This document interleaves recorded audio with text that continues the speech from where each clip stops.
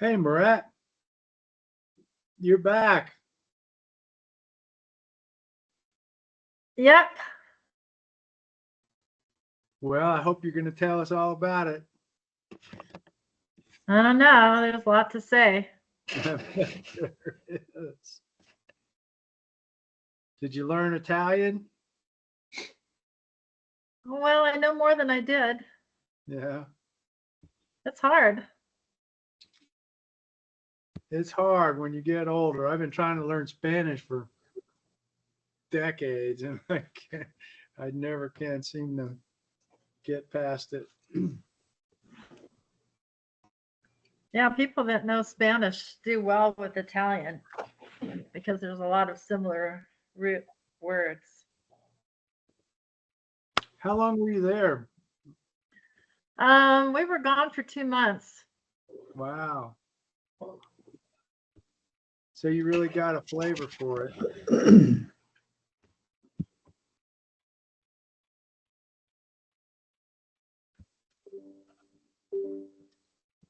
Okay, well, how are we doing here? It looks like we got pretty much a quorum. There's a couple of folks.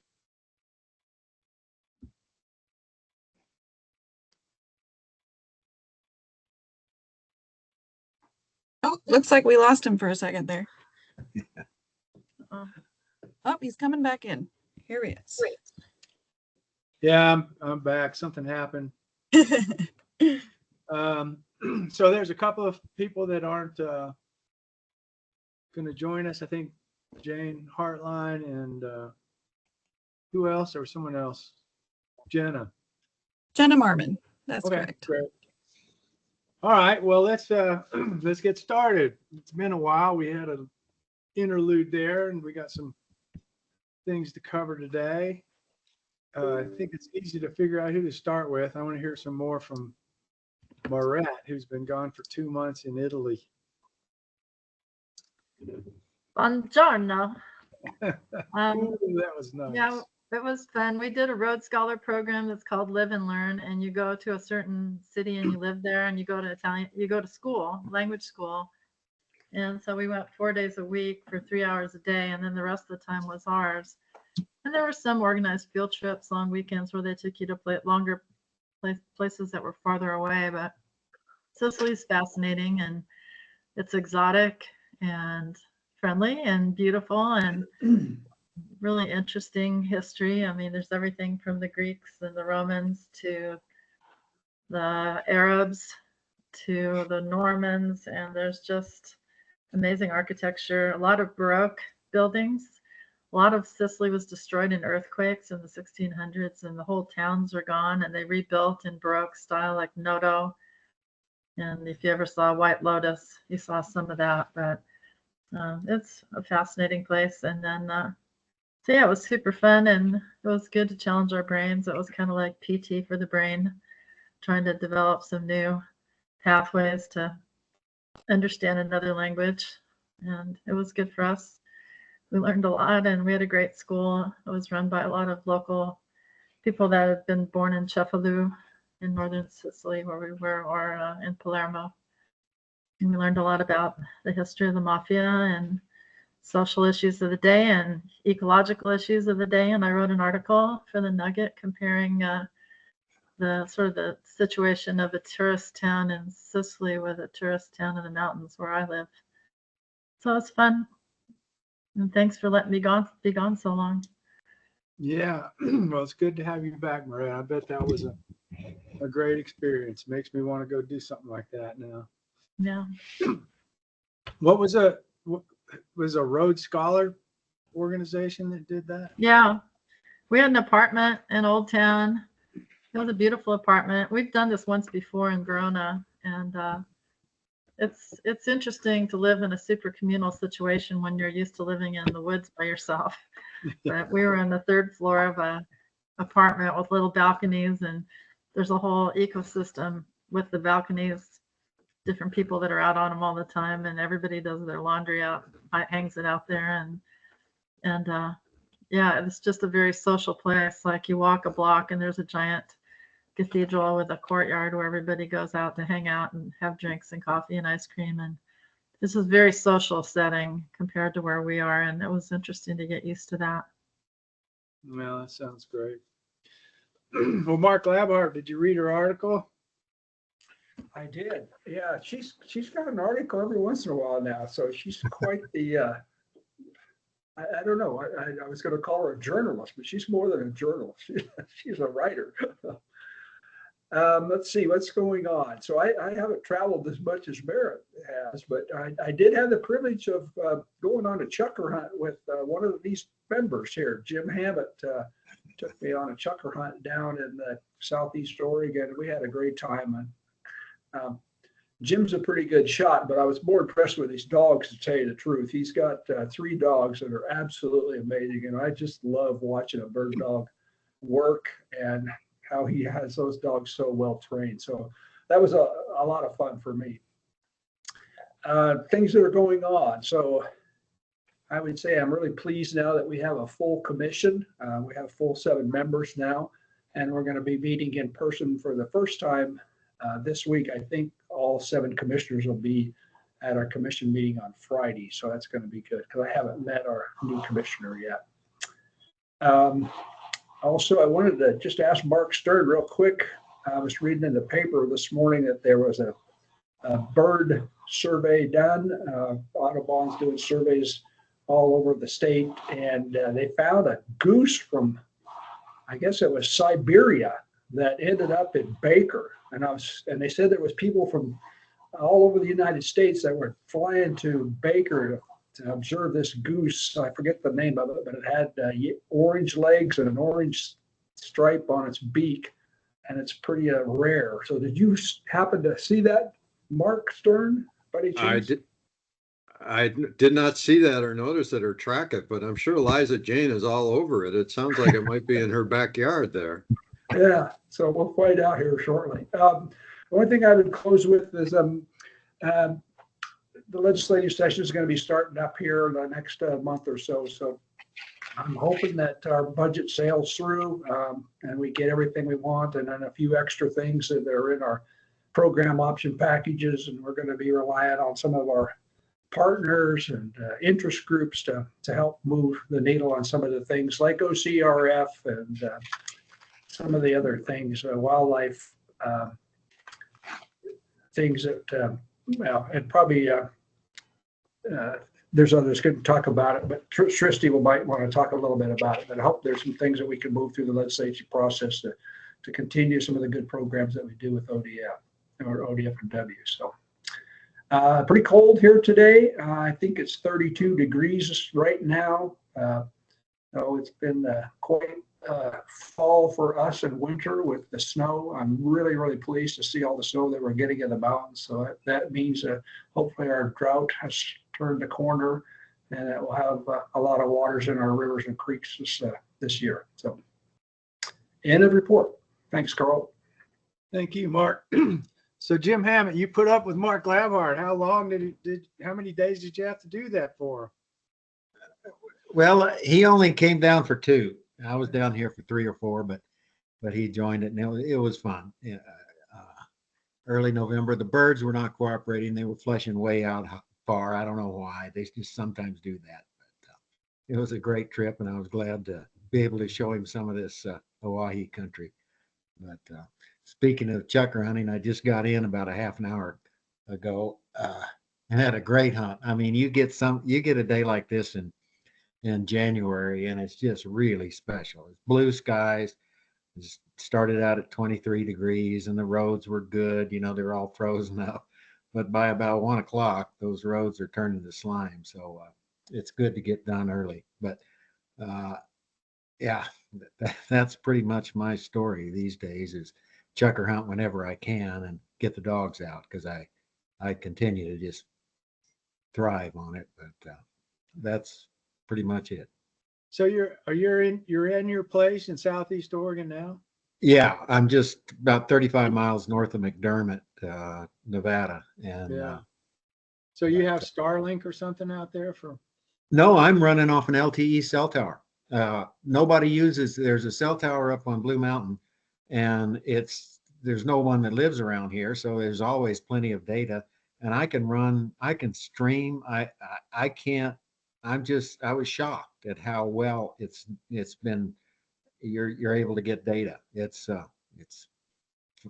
pretty phenomenal. Didn't Well, used that's to be great. this. You're able to participate in this from there. That's great. Yeah, it is. Otherwise, I probably wouldn't be on. Reva's got some big news for us. What have you been doing, Reva? Yeah, well, I went to Hawaii in December and it was a belated honeymoon. So we got married last year and finally did a honeymoon in Hawaii. It was incredible. We saw amazing wildlife, sea turtles, baby humpback whale. Got to see albatross. We just had a great time. So it was incredible. Yeah, Kauai was where we went, and it is just a very lush island with a lot of jungle and lots of wildlife to explore. Reva told Yeah. me she got to see the albatrosses do their mating dance. Mhm. Special. That was very cool. And then actually another update more relevant to this group, I went to the Oregon Outdoor Recreation Summit in December as well. And that was a great conference. Got to interact with, future applicants, potential applicants, folks that have applied to the OCRF to try to diversify our applicant pool. And there was a few grantees there, People of Color Outdoors, Vominos Outside. So it was a great conference put on by the Oregon Trails Coalition. So that was great. Yeah, and then one more announcement for you, if it's good with you, Carl. At some point before the end of our updates, I'd like to have introduce Jessica Watson, who's online today. And so she's the new Habitat Division Administrator, who's going to be overseeing the OCRF program. So our new Sarah Reif is here. So I'm excited for you all to meet Jessica, and we'll, when you'd like, Carl, throw her the bone to introduce herself. Well, this is a good time. Why don't you explain exactly what's going on there and introduce Jessica? Yeah, thanks all. Thanks, Carl. Thanks for that intro, Reva. So I'm Jessica Watson. I've been with ODF&W for around 11 years, but in the Marine Resources Program, mostly focused on ecosystem-based fisheries management. But for the next 6 months and 6 months only, I will be wearing Sarah's hat as the acting division administrator while she's assisting in the director's office during this legislative session. So we have a little bit of shuffling right now during this legislative session. So I'll be here supporting the committee through Reva and the OCRF program. And if you have any questions or want to talk about anything, I'll put all of my contact info in the chat, but please reach out. And I really look forward to seeing all of the projects that you all are helping fund so that we can see some of this like really great community-led projects kind of continue to support wildlife associated conservation, education, and recreation. So excited to be here and learn more about this entire committee and all the great work that you help support. Well, thank you, Jessica. You got some big shoes to fill. Sarah's been a Yep. major advocate for us. She's been wonderful. Really has helped us move along in many ways. So welcome, and we look forward to working with you. Thanks got so some much. great things going on, and you'll hear about them. Mark Stern, how are you doing?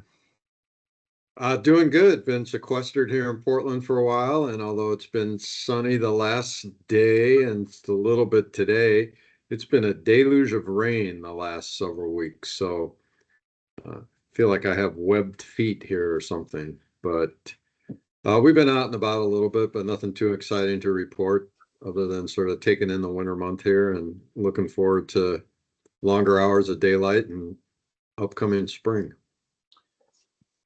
Well, thanks, Mark. I'll use what he said as an intro for me. What I've been up to. I've been up to too much water.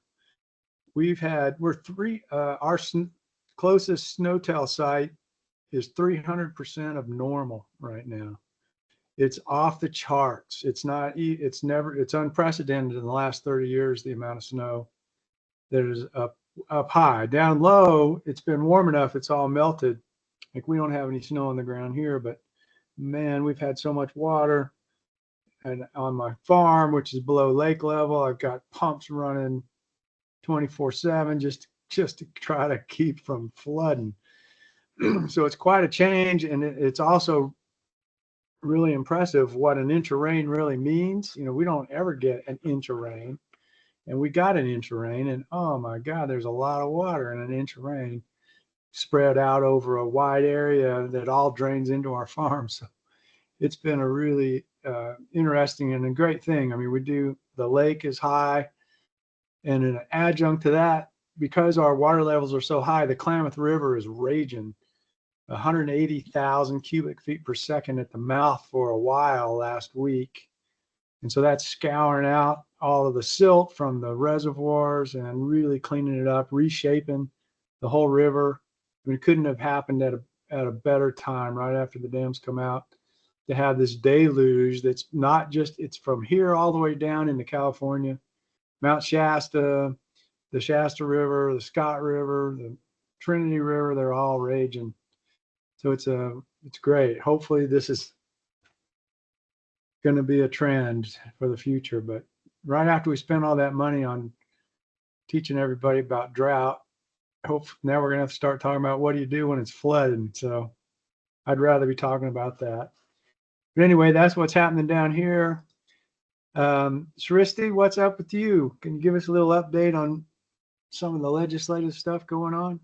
Yeah, happy to. And also, like you and Mark, very much submerged underwater, metaphorically and quite literally, I guess, at this point. But the good news is I have the Johnson Creek behind my house, and the mergansers are back in quite a decent number. So it's fun. They're doing their, I guess this is their mating season, because they're definitely looking for their partners around, and there's quite a few squabble and drama going on in my backyard over mergansers, love stories.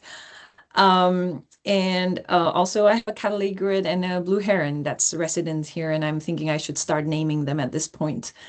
But just to get a respite from the rain, we went to Mount Adams and hung out in the snow with the dogs. So that was fun around the holidays. It was beautiful. It was cold, but it was dry and beautiful. So sunny. So really, really glad we got to get away, even if it was for a week. Work-wise, lots going on. As Commissioner Labhard mentioned, legislative session is about to start. The first day of session is January 21st. Bills should go live on our online system, the legislature's online system, any day now. We don't necessarily have a prescribed date for it. So just keeping an eye out for folks who are familiar with it. It's called OLIS. The system is called OLIS. So if you just look up OLIS, you should be able to find bills by bill numbers. There is a bill dedicated to OCRF. Again, this is more for information.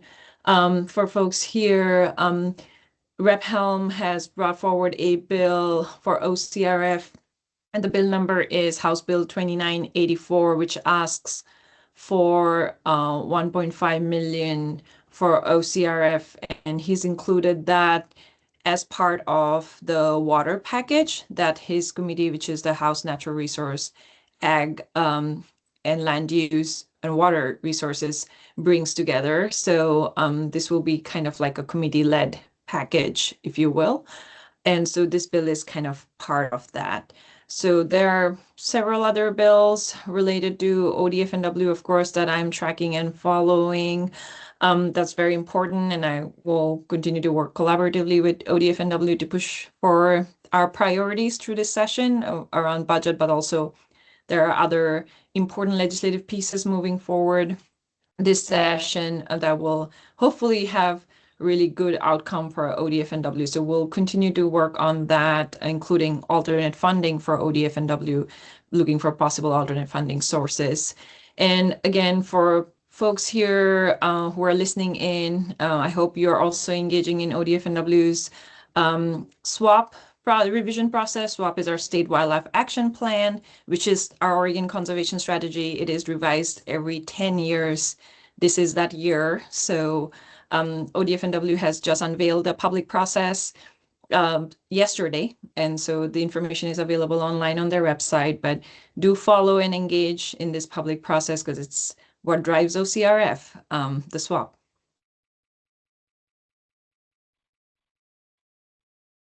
Srishti, thank you very much. Can you elaborate any on some of the alternative funding things that are happening? Yeah, absolutely. So right now there are two concepts floating. One is an ask of 1% increase in the transient lodging tax in our state, which currently stands at 1.5%. The state transient lodging tax is 1.5%. The bill is asking for an additional 1% increase to that state TLT. And that money, if it moves forward, would mean dedicated funding for ODF&W to use for the implementation of the State Wildlife Action Plan or the Oregon Conservation Strategy. So this would be a huge, I think, achievement because we never ever have dedicated funding for the State Wildlife Action Plan. It's not Oregon's problem, it is nationwide. Every state struggles with this.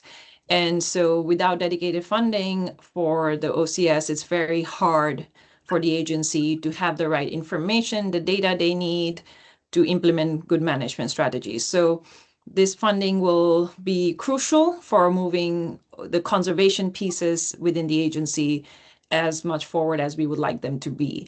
The other concept that is in the making is a possible income tax increase. So it's basically another tax mechanism.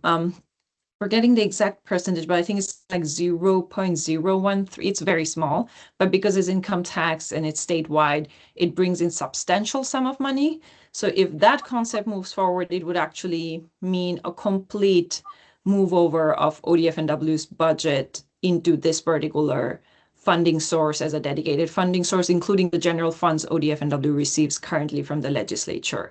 So, but because it's a big pool of money, it can also fund several other things. And I haven't seen the actual bill language to be able to comment on what it covers, but I have heard many different concepts being potentially included in funding, in getting that funding. And that includes OCRF as well. So all of that to say, like, both are in the play right now, and hopefully, you know, that gives legislature the indication that this is important, this needs to be resolved, and this is urgent, and that they need to find a solution that will work for the agency and for the public, because we need this funding sooner than later. So more to come on that. Both bills, I can give you the bill number for the TLT one because I have that one, but I don't have the bill because the TLT bill met the pre-session filing deadline, which is why we have a bill number. The income tax one is going to be filed now, so we don't have a bill number for that one. So what is the bill number for the TLT one? I have to look that up, Carl. I can drop it in the chat as soon as I find it. It's on my spreadsheet somewhere. Is the one, the income tax one where there's a rebate if you buy a hunting license? Is that Yes. how it works? Yes, So that that's I think that language is still there. Again, I haven't seen the actual bill language to be able to comment on the specifics of it, but my understanding from what I've heard from folks who've talked to the bill proponents is that the rebate language from 2 years ago is still there, that if you have a hunting or fishing license, then you get a rebate for that particular tax.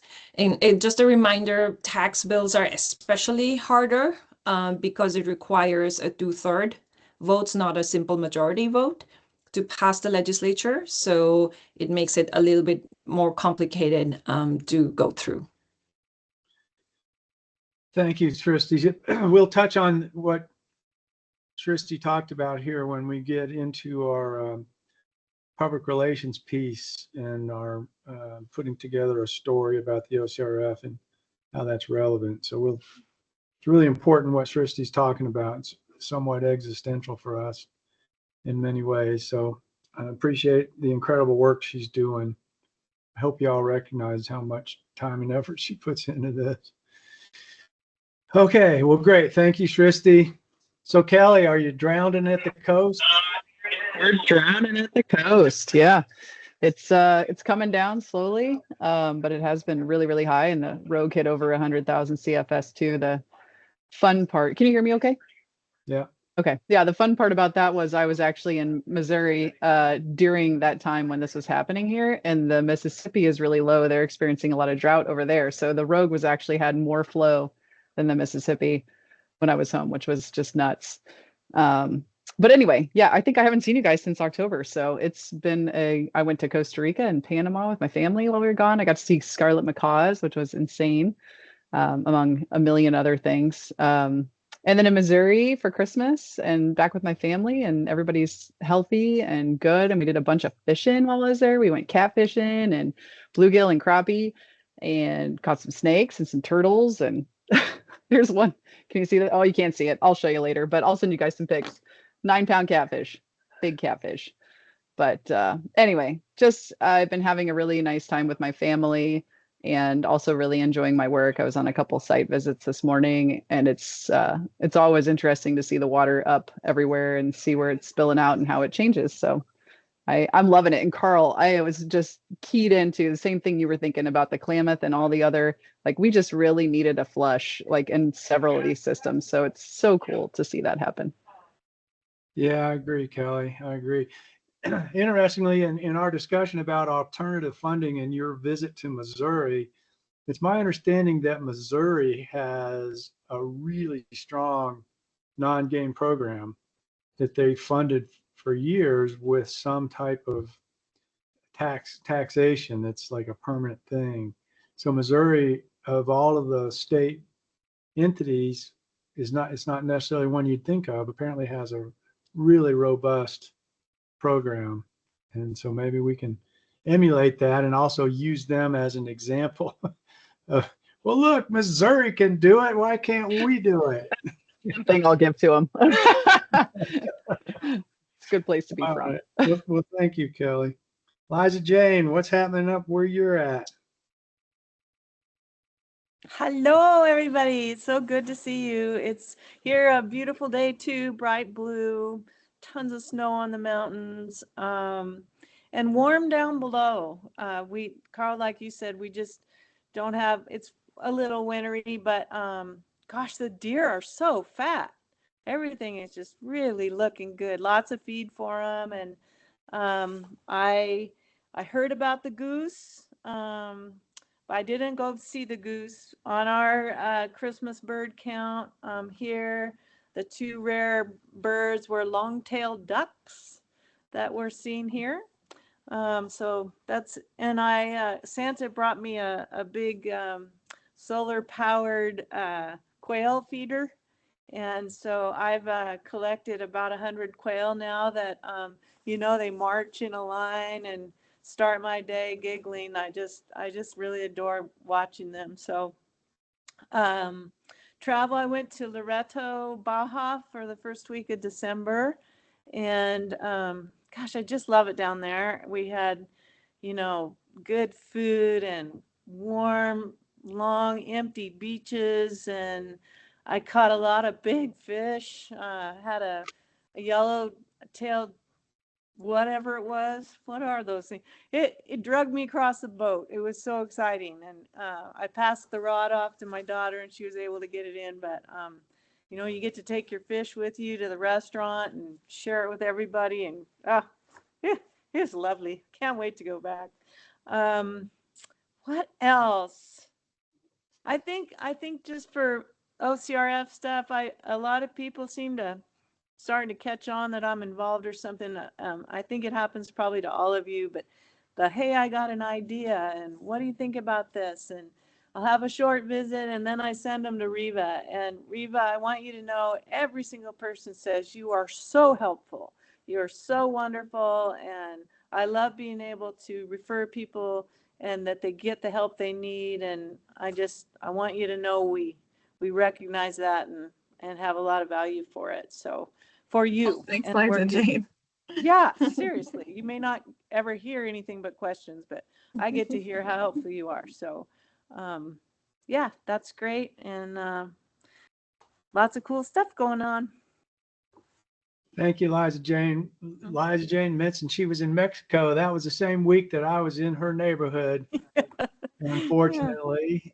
But I got my son and I both got a couple elk up there, and Liza Jane set me up to go turkey hunting, and I got to watch the turkey on the other side of the property boundary.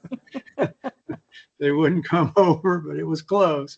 So anyway, I appreciated that, Liza Jane. Good. All right, let's see. Mauricio, what's happening? Hello. Afternoon, everybody. Good to see you all.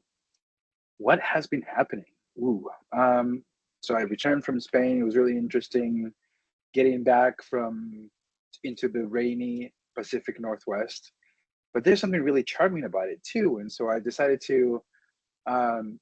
I noticed that whenever I'm here, especially because you have to drive everywhere, you sort of like lose your habit of just walking everywhere and engaging in conversation and wherever you are.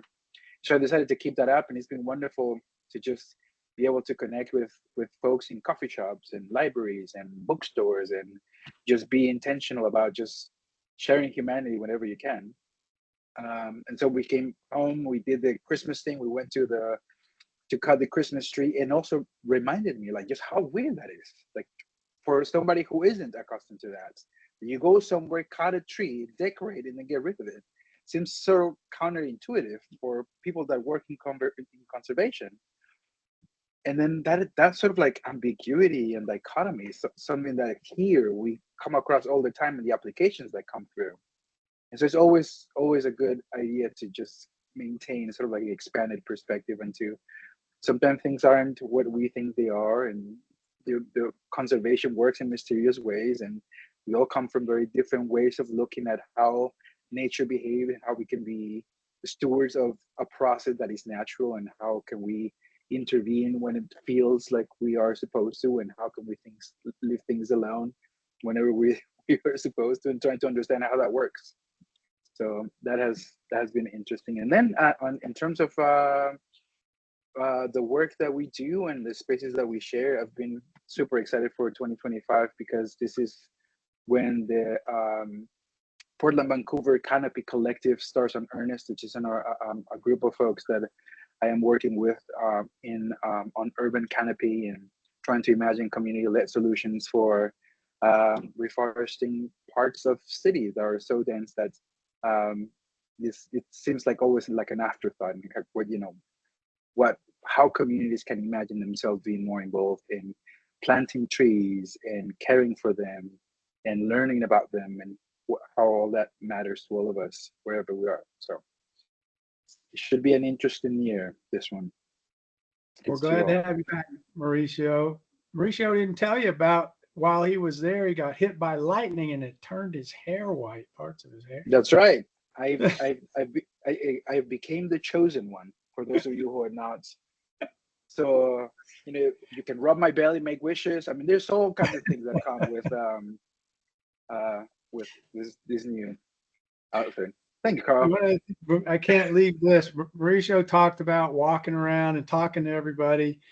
I want everyone to try to imagine what it's like to walk around Valencia, Spain, to the coffee shops and candy stores and restaurants with Mauricio, talking to everybody, and everyone falling in love with him, and just having this incredible experience just watching him do that. It was, I'll never forget it, but I can imagine him doing it in Portland now. So, all right. So great. It's good to catch up. I think we got everybody.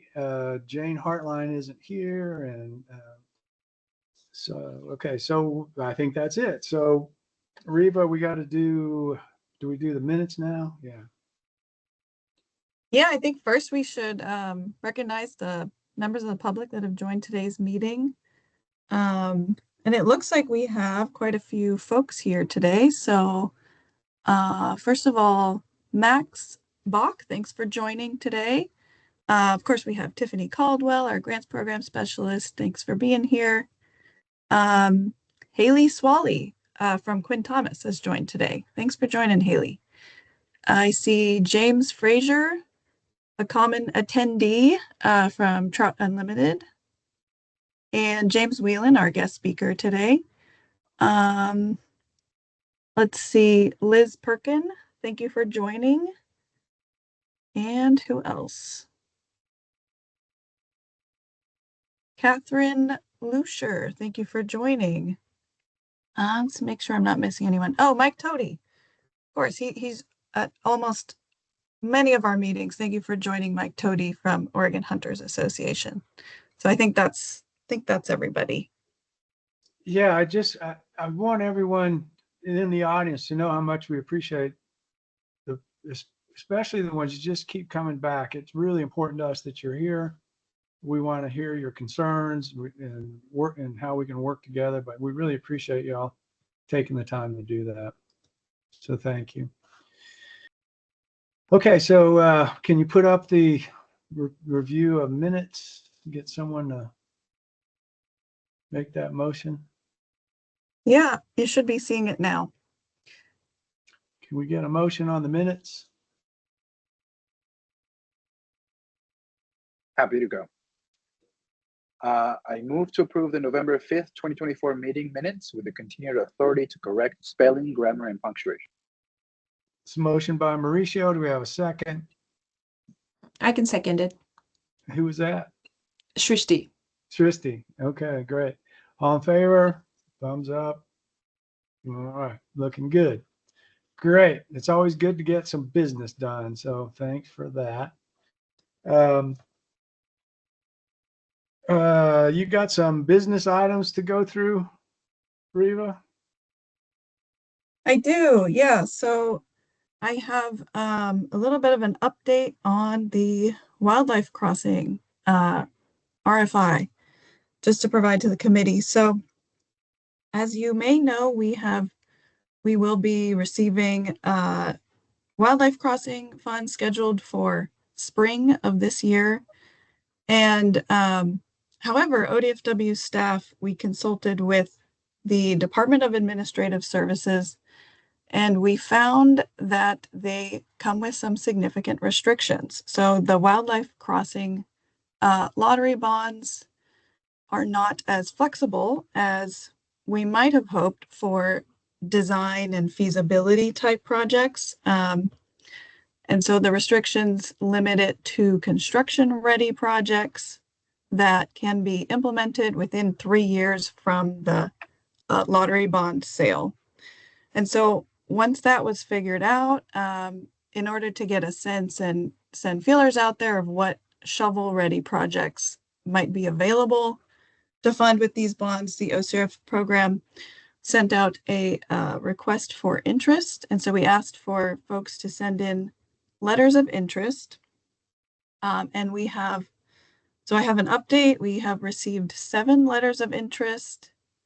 And so it just, the committee, you could still send, spread the word to your networks if you do know of eligible projects that would meet these requirements. However, the deadline has passed, but it could be extended for an eligible project. So on the screen, you can see the requirements that are listed there. But so it's capital construction projects. They can't be design only, no standalone projects for feasibility, and the funds must be expended within 3 years. So let me just reach out if you hear of anything, and we'll keep working on figuring out the best use of these funds. So Go Rita, ahead. Mark Labhart has his hand up.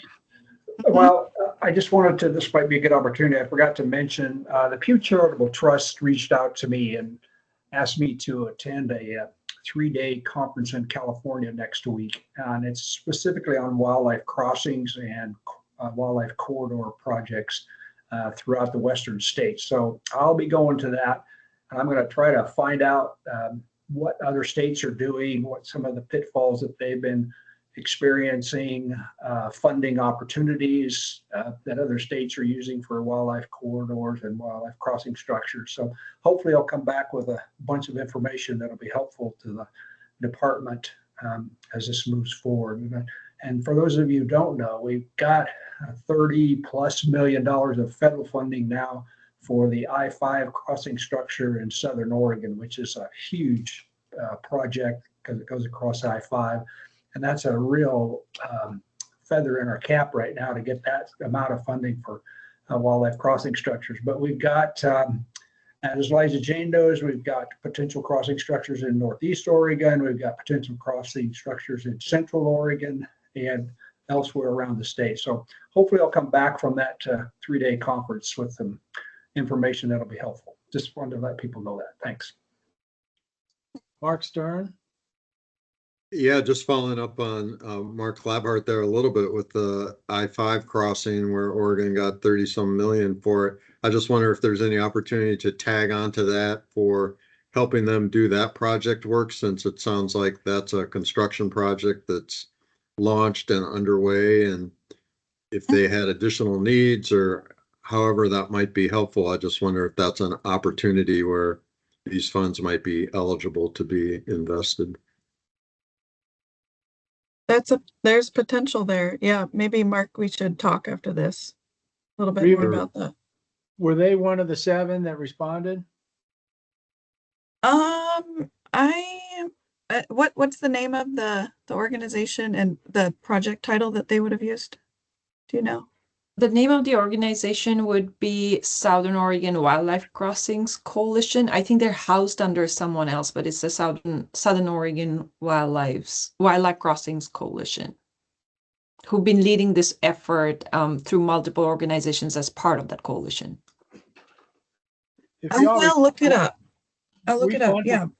The OCRF funded some of their planning a couple of years ago. So it is one of our projects. It would be great. Yeah, if they did not, if they weren't one of the 7, Reva, maybe we should reach out to them and make sure they knew about it. Because Yeah, I'm just making a note of that. Liza Jane? Thank you. I hope they can build something for $33 million. That's not what I was going to say, but that's awesome they got that much.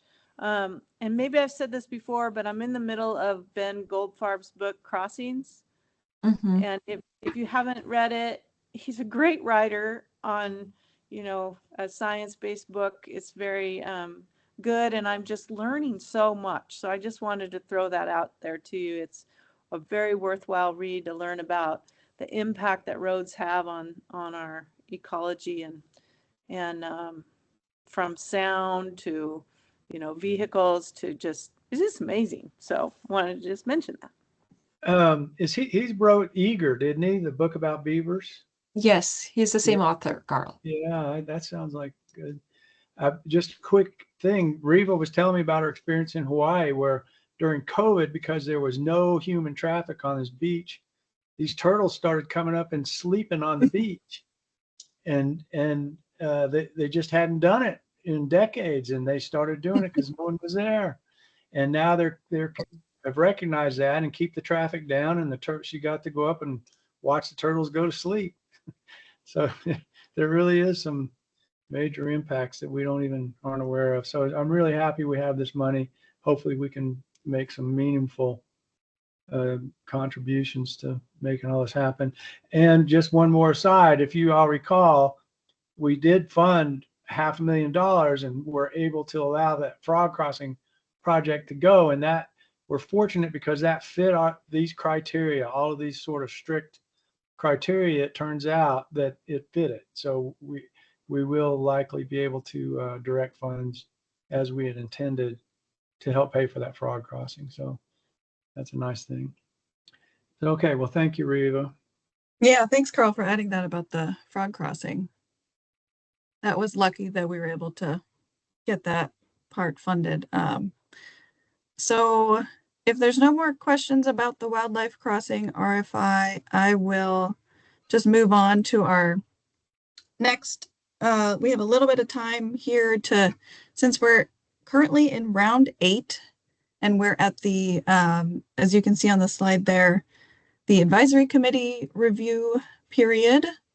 So, which will be for another week or so. Advisory committee reviews are supposed to be done by January 15th. So I just wanted to give some opportunity in today's meeting for the committee to talk about, get some space to talk about project scoring questions. If you have any technical review questions. So if anyone's having any trouble with the grant management system, or you want to share tips with other members. And then also, if you have specific questions for technical reviews that you've seen as you're going through these project reviews, I'm happy to be the liaison to kind of connect you with technical reviewers. And so you can reach out to staff and get those questions answered if you wanted to discuss any of the project reviews for round 8. So just opening it up to anybody's questions. Is everyone getting through the process well with the new system and figuring it all out again? I think it worked pretty well last time. Great. Reva mentioned this is our 8th round, and I needed to go through and get some numbers, and I got Reva's excellent biennial report to the legislature. If y'all haven't gotten that, I'd suggest you look at it. She did a really nice job. But the bottom line was, this is our 8th one coming up, and so far we have awarded $7.6 million to 167 projects across all 8 of Oregon's ecoregions. So I hope you all take those numbers and realize all the work you've done has really put some great stuff on the ground. And I was really happy to see those numbers. I didn't quite know what they were, but that's where it is. And we're about to add close to another $1 million to that. So let's just keep up the good work. Yeah, Kelly? it's amazing. Yeah, that is super awesome. One thing I've just noticed, and like as I'm going through each application too, one thing I'm doing on my end is like, are there any areas that are not as relevant to you as a person reading grants? I think that's an important thing for you guys to look at too. Is there something are there anything, because as we keep going through and refining our grants and our applications and making sure they're dialed in, I think it's really important as grant reviewers to take a real keen eye to that. So, are there places where you find yourself, you're just like, nah, that's not really helping me make my decision, that kind of thing. So making note of those places. I think I've also read in a few, just thinking about how this grant application also applies to recreation. Again, I think some of the questions are really hard when it is just recreation focused.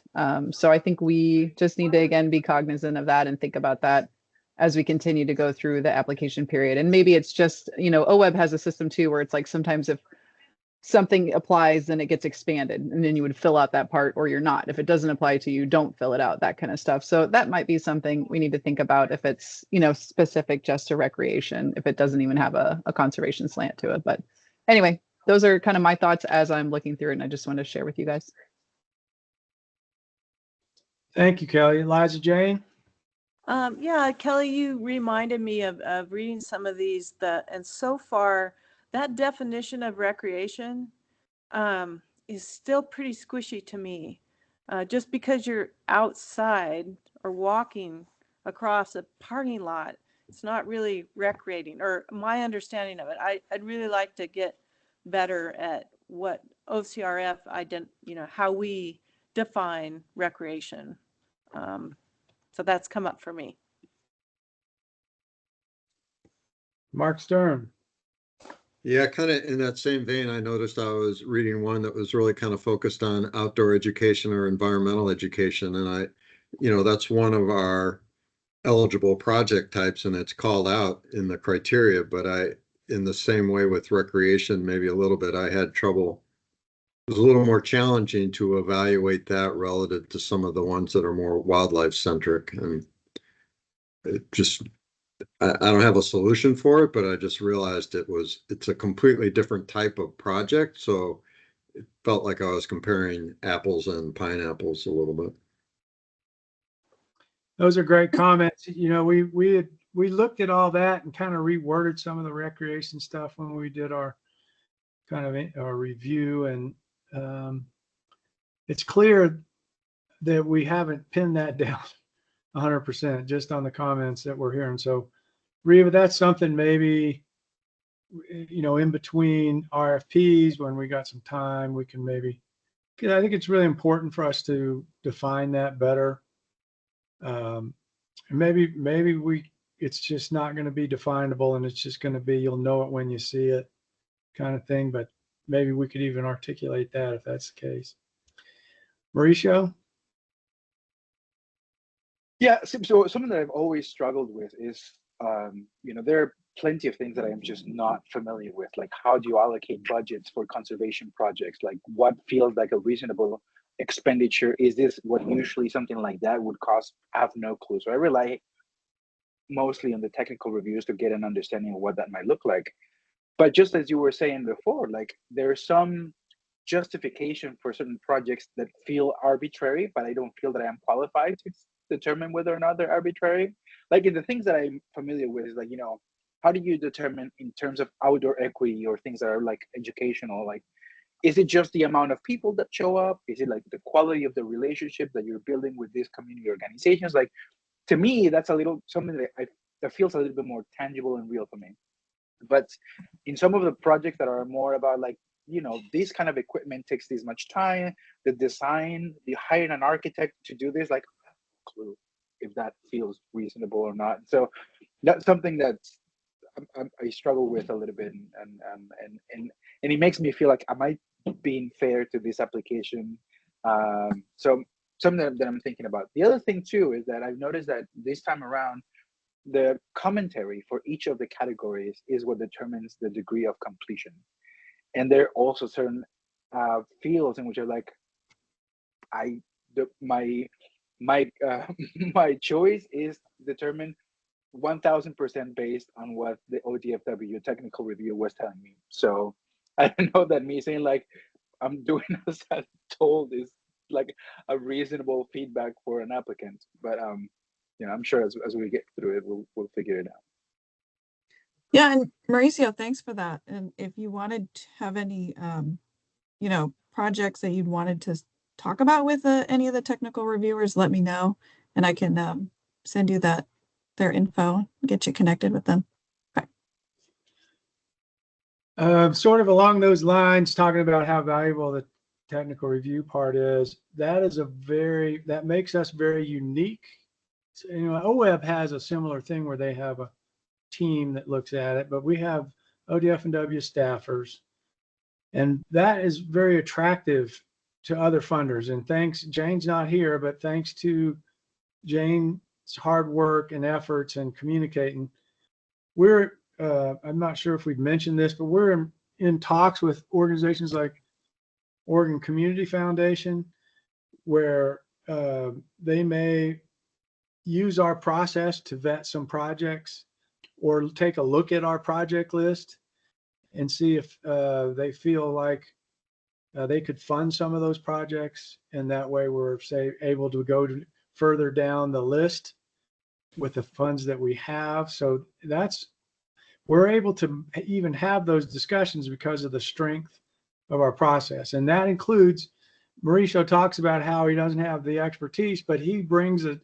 expertise above and beyond what the technical review does that also adds to the value of our evaluations of these projects. And that's very attractive to these organizations. So it's still in the early phases of this, but we're potentially going to have a situation where we're able to put these projects out to a sort of like what Jane and her husband did with their foundation, where they funded projects. We may get some other organizations to do the same. But again, just to reiterate, it's the value that you guys put into this, as well as our technical review team, that makes that attractive to the other entities. So thank you for that.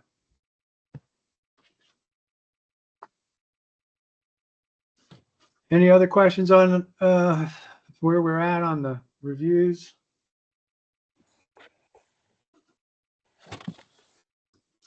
All right. Well, Reva, did you have any other business items? I don't. I just have a note from Jenna to pass on to the committee. So she wasn't able to be here today, but she was part of the technical review process this round. So she's has an offer out. Happy to chat with anyone who might have questions about her reviews in the grant review process and or any other trails and recreation projects that are proposed in this round. So just wanted to send that out to the group from Jenna. That's great that she was able to participate like that. Okay, well then that brings us to our next agenda item. And that's going to be Mauricio telling us a little bit about our strategic communications planning. So, and I think we have Haley present.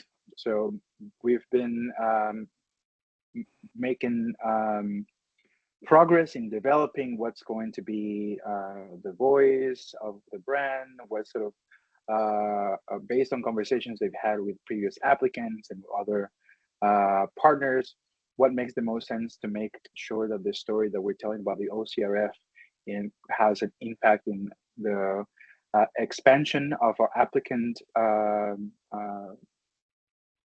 group, and how we can imagine we can take the mission and objective of the OCRF further. And so they've been very diligent in coming up with ideas as to what's gonna make us more successful in that realm. And Haley, by the way, if at any point you feel that I'm misrepresenting our progress in the process, please feel free to jump in. So I think that we are very well on our way to make start developing some creative materials, to start imagining what's going to be our communications outreach strategy, how we can start, what kind of vehicles we can choose in order for us to get our message across, how we can improve the channels that we have already created, how can we improve our presence on the internet, and how we can make sure that we are noticed in a way that we want to be noticed for it. So far, I personally have been very pleased with the work that Quinn Thomas have been doing, their degree of communication, and how open they have been in terms of making sure that this channel of communication remains open. We've been meeting bi-weekly so far, and it's been I feel putting our best foot forward in order for us to continue to do things that we do well better and improve the way that we communicate about the OCRF and the pool of applicants that reach out to us. Anything that I may be missing? Reva. Well, thank you, Mauricio. Reva, you've been participating quite a bit in this. Do you have any other insights? I think Mauricio did a great job summing it up. And yeah, I will just add that I really liked the grantee survey that the Quinn Thomas sent out. I liked seeing the comments and feedback that brought. And I think that's going to be really helpful for us as we continue to hone our processes. So I particularly liked that part so far that stood out to me. And I'm excited to see where it's all going to go. Likewise, I'm very excited about it. I unfortunately have not been able to participate in as many of the meetings as I'd like, but I've been to some. I did want to, I'm going to ask Haley to say a few things, but before we do that, I do want to talk about some strategic things that have sort of come up, as we knew the need to communicate about just what the OCRF is and how important it is, and use that as a means to try to ensure further funding and partnering with partners in the public and private sector. But as this legislative session has approached and all of these potential alternative funding issues have arisen, my understanding of this process is we've kind of got some of the nuts and bolts down on how we might go about doing this, but really haven't dug into the messaging of what what the messaging is in our communication strategy. And one of the things we are contemplating is messaging in a way that shows the broader need, not just OCRF. I mean, OCRF is part of our efforts to fund the Oregon Conservation Strategy and do all the different things that are currently unfunded. But if we're successful in getting alternative funding, that is huge for the OCRF, but it's also huge for the rest of the effort. And I think we have because of the timeliness of how this process has gone, we have the opportunity to shape our messaging to really impact how we come across and the importance of considering not just the OCRF, but the whole thing, just how kind of the dire situation that we're in with our wildlife, looking at numbers of shorebirds and loss of habitat and our population growth in the state, and messaging that and show how there are solutions that OCRF is part of. That can help us, convince folks about or inform folks about the importance of these efforts for alternative funding. So we're going to dive into that a little deeper. We just sort of threw that out there to Quinn Thomas in the last couple of weeks, and I'm sure Haley's been thinking about it. So, and I'd ask you all to think about that in terms of ways that we can be effective in communicating that. Like, for instance, I would definitely play up the fact that Missouri is way better funded than we are. And why is that? And why is Oregon, the green state, not able to do the same thing? We can use examples like that to tell our story. So with that, Haley, do you have any comments you'd like to make about the process? I'll turn my camera on for a moment. Hi, everyone. So nice to meet you. My name's Haley. I'm an account director at Quinn Thomas. I don't really have too much to add. Just want to say we spent the last couple of months really deeply getting to know OCRF and everyone on the committee, speaking with past grant recipients, speaking with Riva and Adam, and we're really excited with the plan that we've developed and with all the input that we've gathered so far. So the next phase is where we really get to do I would say the more fun stuff, where we get to start updating the brand and really diving into this messaging. But I totally agree. I think there's a lot of room for us to incorporate this broader story about conservation in the state into how we're positioning OCRF. So I really look forward to sharing that with you guys in the months ahead. Haley, I want to thank you for being so responsive and working with us as well as you have. It's been a pleasure, and I look forward to this phase. I think you're right. This is going to be a more fun phase. Mm-hmm. We're currently meeting bi-weekly, and I think it's still on Wednesdays. So the rest of the committee, if you have any inclination and you want to weigh in or hear what's going on, maybe Riva, you could send out a link or schedule, just because we need your input. Like particularly I'm thinking Tristy. we need some really good input on messaging and all of that. So if Riva, if you could kind of get that out to the committee, that'd be fantastic. Yep, sure. Okay. Well, Haley, thank you very much for coming to the meeting. We really appreciate it and look forward to working with you as we move on. All right. So there's that. Any questions about the communication strategy and where we're at?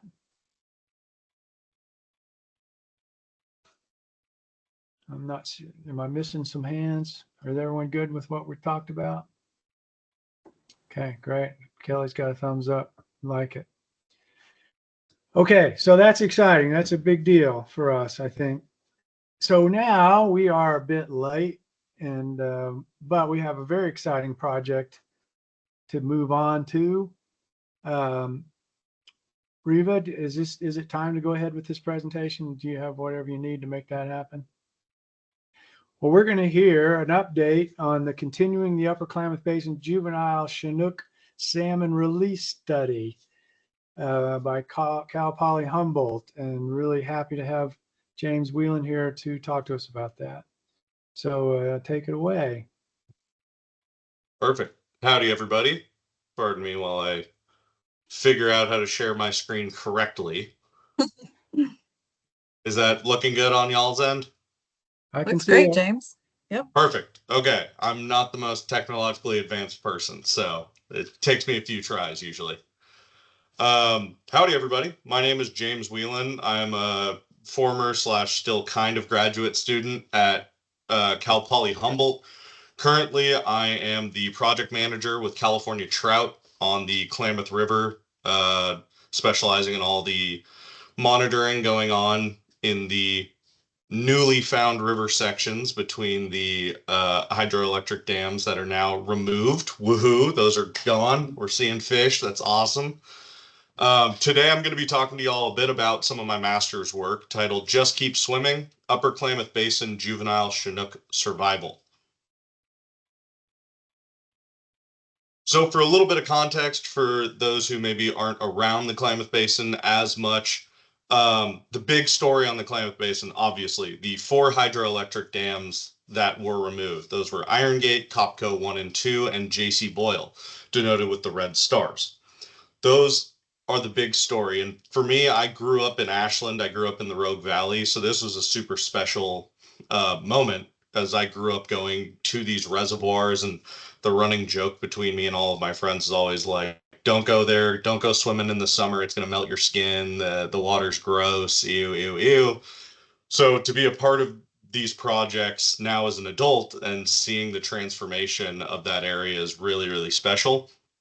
But the kind of hidden thing that a lot more people don't talk about are the 2 kind of hidden dams that remain on the river, those being the Keno Dam and the Link River Dam in the upper basin of the Klamath River near Klamath Falls.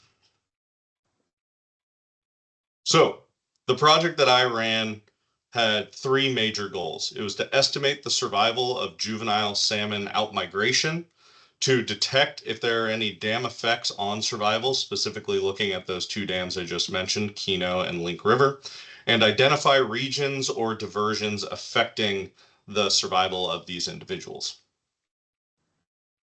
So I split this project up over 2 years. So in 2022, to track these fish, we used radio telemetry tags. The fish were held at the Klamath Fish Hatchery, and we surgically implanted these radio tags into the body cavities of juvenile Chinook salmon that were about 1-year-old fish at this point. In the photo, you can kind of see their shiny tails, the secondary tail coming out. That's the antenna of the radio tag coming out of the body cavity, where the actual tag is surgically implanted inside. The average tag life is about 15 weeks. So this study, so each year I was tracking fish for about 3+ months. And for 2022, there were 3 release locations in hopes to having detections throughout the study reach.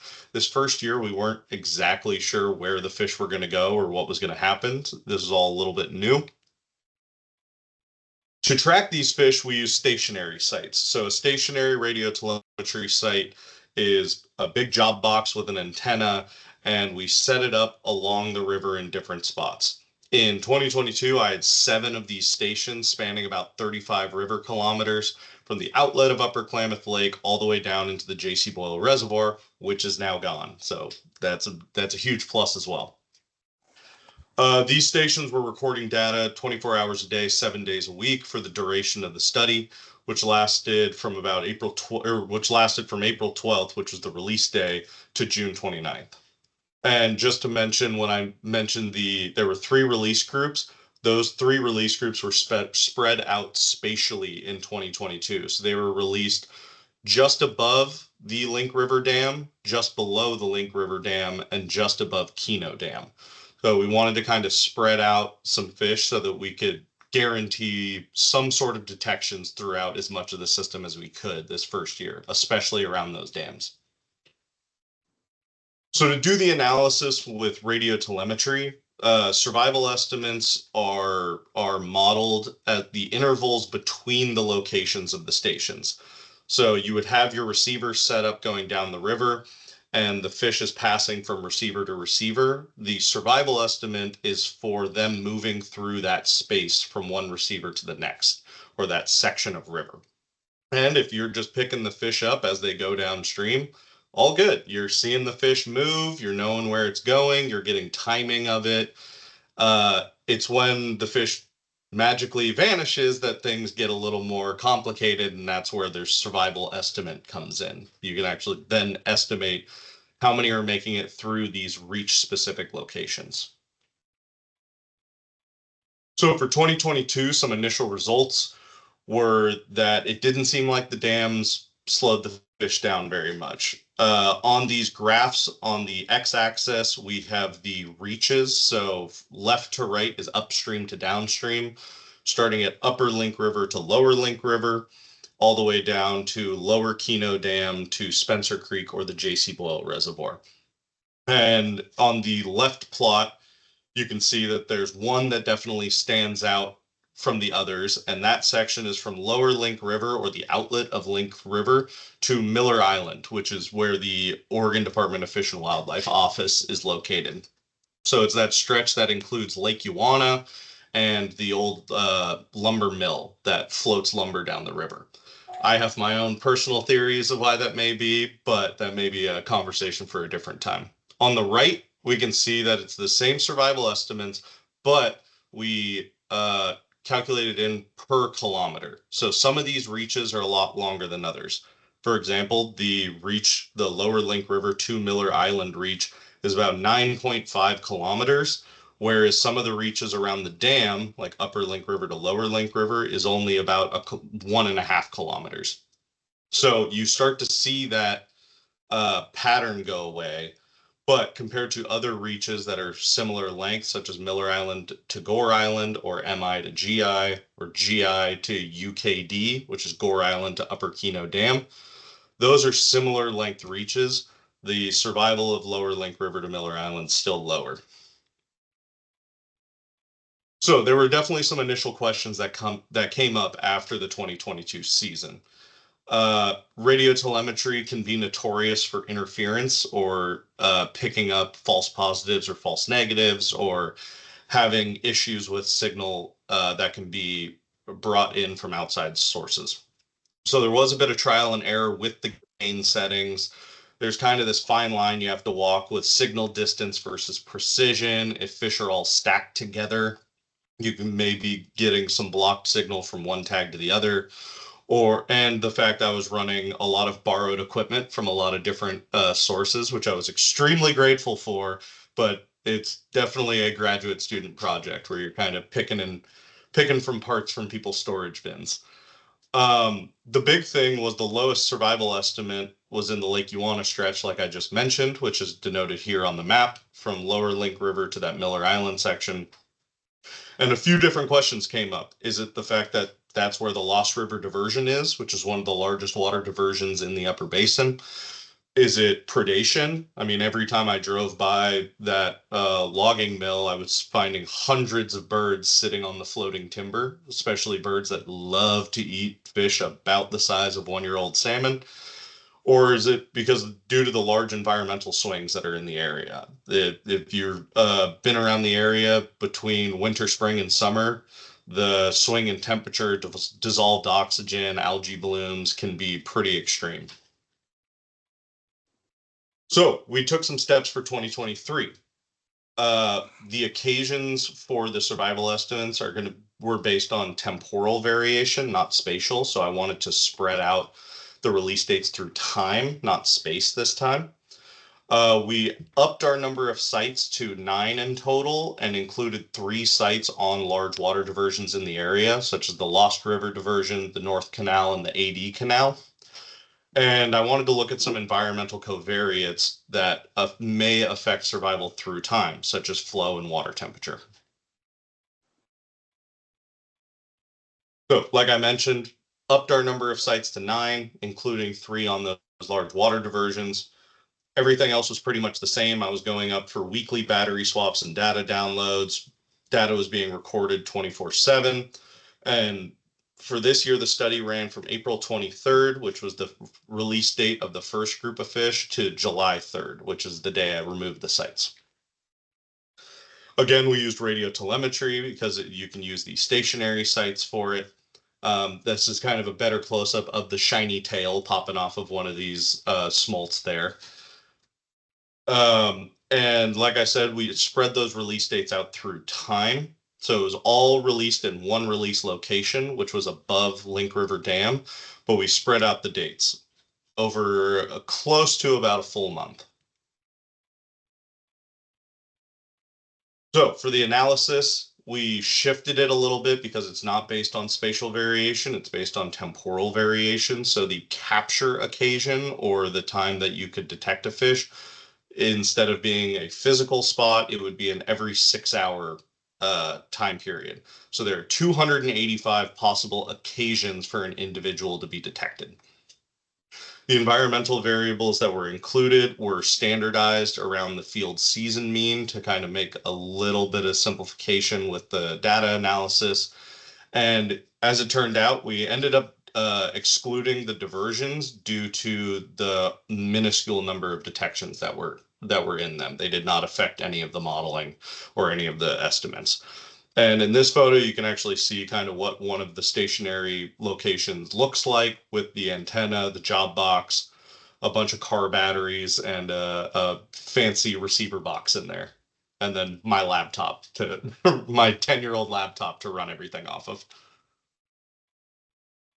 So the results for 2023, I do want to say it's difficult to compare the graph that's on the left, which is survival at each location, to the 2022, because these survival estimates are for 6-hour increments, because we broke it up into temporal instead of spatial. So the release location, which was located above Link River Dam, had a lower survival area than most of the other. It seems like below Link was very good survival. Around that Miller Island, around that Keno Dam area was pretty good. And then below Keno Dam, so that's the section below the dam to Spencer Creek, was a bit lower. The interesting thing to me was when I started looking at the average survival per 6 hours compared to the flow and temperature, which is the plot on the right. Flow we have in red, temperature we have in green, and this is throughout the whole field season. And for those of you with keen eyes, you probably start seeing some things that pop up.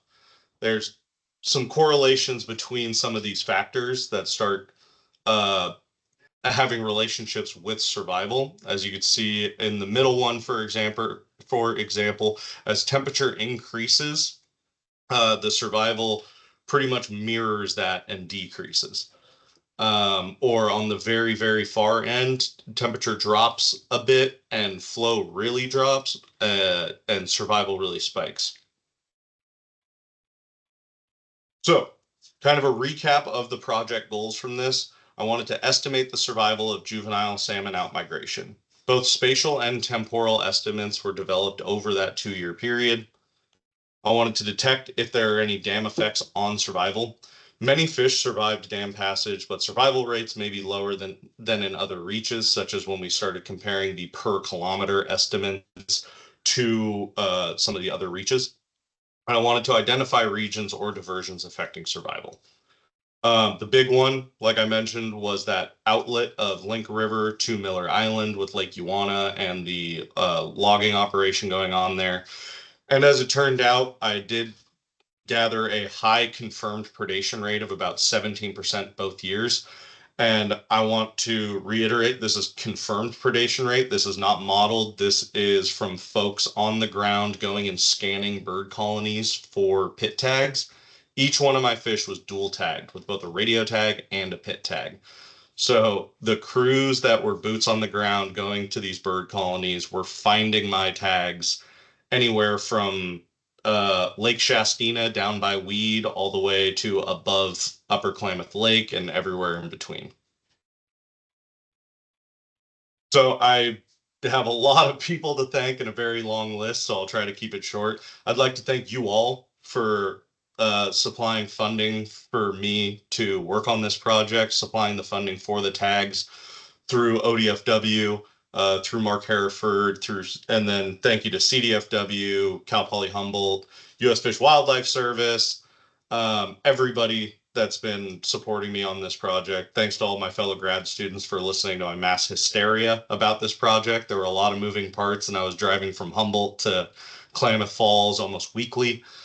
And then thank you to my advisor, Darren Ward at Cal Poly Humboldt, for giving me this opportunity and bringing me into the salmon world. I wouldn't be in the position that I'm in now with Cal Trout as a salmon biologist on the Klamath River without him. So thanks, anybody, and I'm open for questions. James, thank you so much. This is a really, really important project, and it's near and dear to my heart. That one fish you saw with the radio antenna sticking out of him, I think I recognize that fish. I was going to say, I remember you coming and helping out with some of the surgeries. I appreciated that. Thank you, sir. I got to tag those fish, but just the documentation that fish survived. Yeah. That's meaningful all by itself. It's great to try to quantify that, but at this stage of the game, it's like, look, they survived. They made it all the way down. That is a big deal. I maybe you can comment on this. I heard that they picked up 2 tags. This is when the dams were in place. Mm-hmm. The 2 tags were picked up at the mouth. Is that accurate? Or so not that I'm aware of. I don't think any of mine were. If they were, I would lean more towards a bird went on a vacation to the coast. Okay. We did find a couple of my tags below the J.C. Boyle Dam during the study period, but it was very difficult to tell whether that was a live fish or a tag that had passed through the turbines and through the piping. Well, it's going to be a lot easier for him now. So. Oh my goodness, the things I've seen within the job that I'm doing now, where I'm doing radio telemetry on adults now, moving upstream instead of the juveniles moving down. It's incredible, and Yes. I think I didn't mention, and I'm sure you're aware, it's one thing to see 200 Chinook in Spencer Creek, but just downstream from there, about just a few weeks ago, ODF&W counted 11 coho spawning in the Frayne Ranch, that's the endangered, that's the fish. Yep. That they're really worried about, and they made it all the way up to not 20 miles from where I am, and that's incredible. It's incredible. It's just incredible. So exciting stuff, and what you've done really adds and contributes to that. So James, thanks so much for what you've done. Of course. Mark Lenhart.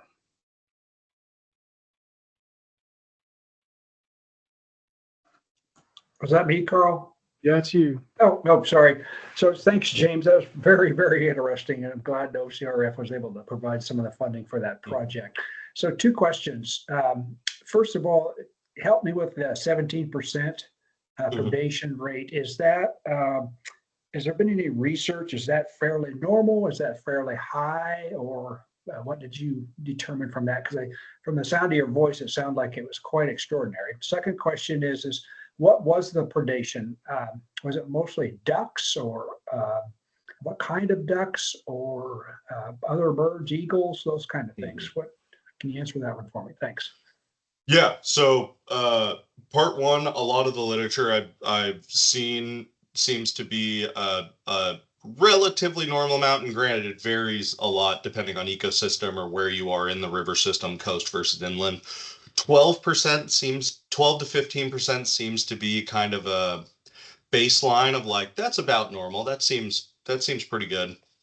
And the part that makes me a little more wary of it is that it was 17% confirmed predation, as in we found those tags, and I didn't do any predation modeling on it. So my assumption is that that number is actually higher than that 17%, because if different species of birds were picking up those fish and then flying somewhere else, or flying to an area that isn't getting scanned, we're not going to find those tags. A majority of those tags were found below a lot of the cormorant rookeries, to my understanding. It was a lot of U.S. Fish and Wildlife and ODFW going out and getting that data and basically being like, we don't recognize this tag. I think that goes with Mark Hereford's group, who's working on the reintroduction study. So then they'd send the data over to us.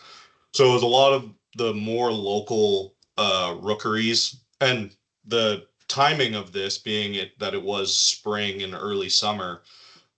It's during the migration patterns. I mean, I was going up there for 2 years straight, and just the sheer number of piscivorous birds that were out on the river was incredible to see.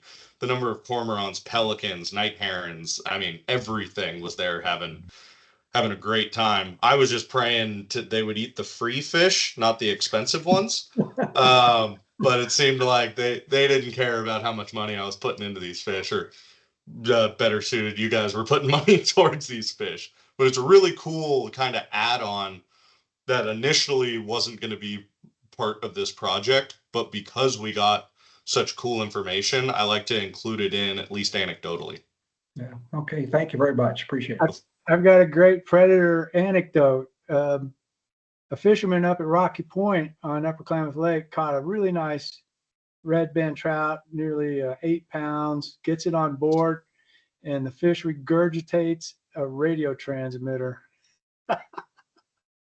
that in one of the salmon that rainbow trout had eaten. Yeah, that was one of Rochelle's fish, because she was working, so she was a PhD student from UC Davis working at the same time I was, and she was in charge of the outmigration from the Wood, Williamson, and Sprague rivers to the outlet of the lake, and then I was running from the outlet of the lake down. So there were definitely some good stories of anglers finding her fish in the lake or over at Rocky Point or Pelican Bay or all over the place. Yeah, it was exciting stuff. Well, James, thank you so much. And I'd love to talk to you some if you ever have the occasion to chat. I mean, there were some, you didn't do anything this year, right? You didn't do 2024. Not on the juvenile stuff. No, Yeah. I got hired on by Caltrout in July to help assist and run all of the monitoring efforts in the reservoir stretches now that the dams are out. So I've been working on the sonar camera that's deployed at Iron Gate. That's my responsibility. And then the netting and tagging that we've been doing throughout the Iron Gate reach. I've been rafting that section for the last couple months, catching fish in nets and putting radio tags and pit tags and collecting genetic samples for the last 4 months or so now. Well, that's all great work. Thanks again. Just to put this bug in your ear, this year on the Keno stretch, the water quality was the best it's been in decades. I'm so happy to hear that. That it was not clear what it is, but it allowed for the development of a tremendous amount of submerged aquatic vegetation that's normally shaded out by the blue-green algae. And so that's awesome. It is awesome. And that happened on the lake itself. So there's some changes that are occurring. Hopefully they're not just a one-off. We'll see what happens this year. Yeah, and if anybody has questions or wants to chat with me more about the master stuff or the stuff that we're working on now, I'll drop my contact information into the chat. Feel free to shoot me an email or give me a call. That's my personal number. So anytime. All right. Well, James, thank you so much. That was great, very nicely done. Thank you. Thank you, sir. I appreciate it. Good to see you again as well, Carl. All right. Bye-bye. Cheers, everybody. All right. Well, that's great, man. It's wonderful that the OCRF got involved in that. It's a really cool thing. Okay. So we have public comment now. I think we're a little late, but I think we can move on with that and then take a break. So, Reva, have you got anybody wanting to talk? Mike Tody's got his hand up. Let's go with that. Mike? Here I am, hopefully. Can you hear me okay? Great. Thanks, Chair Wenner. Mike Tody, Oregon Hunters Association. Always interesting to listen in on the meeting and this diversity of projects going on out there. And strange how two worlds work. If I could get mule deer predation down to 17%, we would be doing backflips. So it's interesting how it all works together. The thing I just wanted to share with the committee here today, here within the last several months, the Oregon Hunters Association has started up a little bit of our own grant program specific to mule deer and mule deer recovery here in Oregon. We call it our Mule Deer Fund. We're putting up $50,000 a year, hopefully for a long time, continuously here to fund mule deer projects in Oregon that'll help with mule deer habitat and recovery. The things I would just mention, and if you want some more information, just feel free to reach out to me. Most of you can either have my contact information or can find it pretty easily there. We're certainly tipping the scale towards projects that were identified in the strategies of the herd ranges in the recently updated mule deer management plan that the commission approved here in June of 2024. And we're really hoping that that money can be used as match money for other grants, perhaps like an OCRF grant or an OWEB grant or what have you. Those of us that work in the grant world know that oftentimes when you're seeking bigger pots of money, you need kind of non-governmental funding as a match for that. And so that's our hope. That's our intent. Our first round of applicants, it closes here on the 27th of this month. If you want some more information, feel free to reach out to me on that or Tyler Dungannon, our conservation coordinator.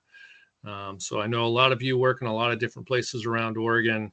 If you have contacts there, just help us get the word out is my ask there. Thanks. Thank you. And Mike, thanks so much for your participation all the way through all this. Yeah, we can always count on you. So thanks for being there. Absolutely. Thank you.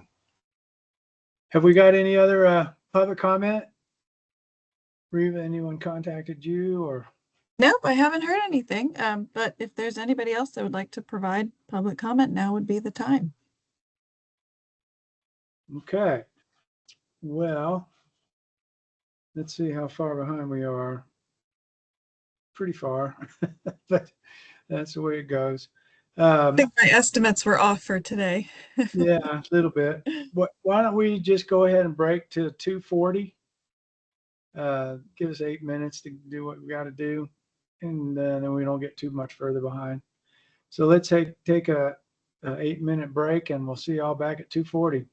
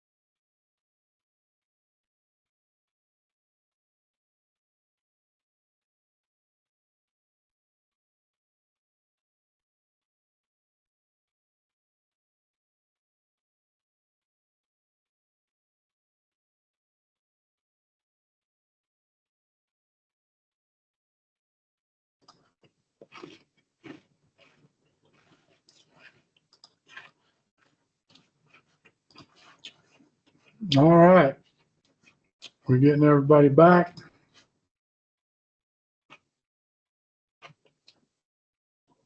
So we've got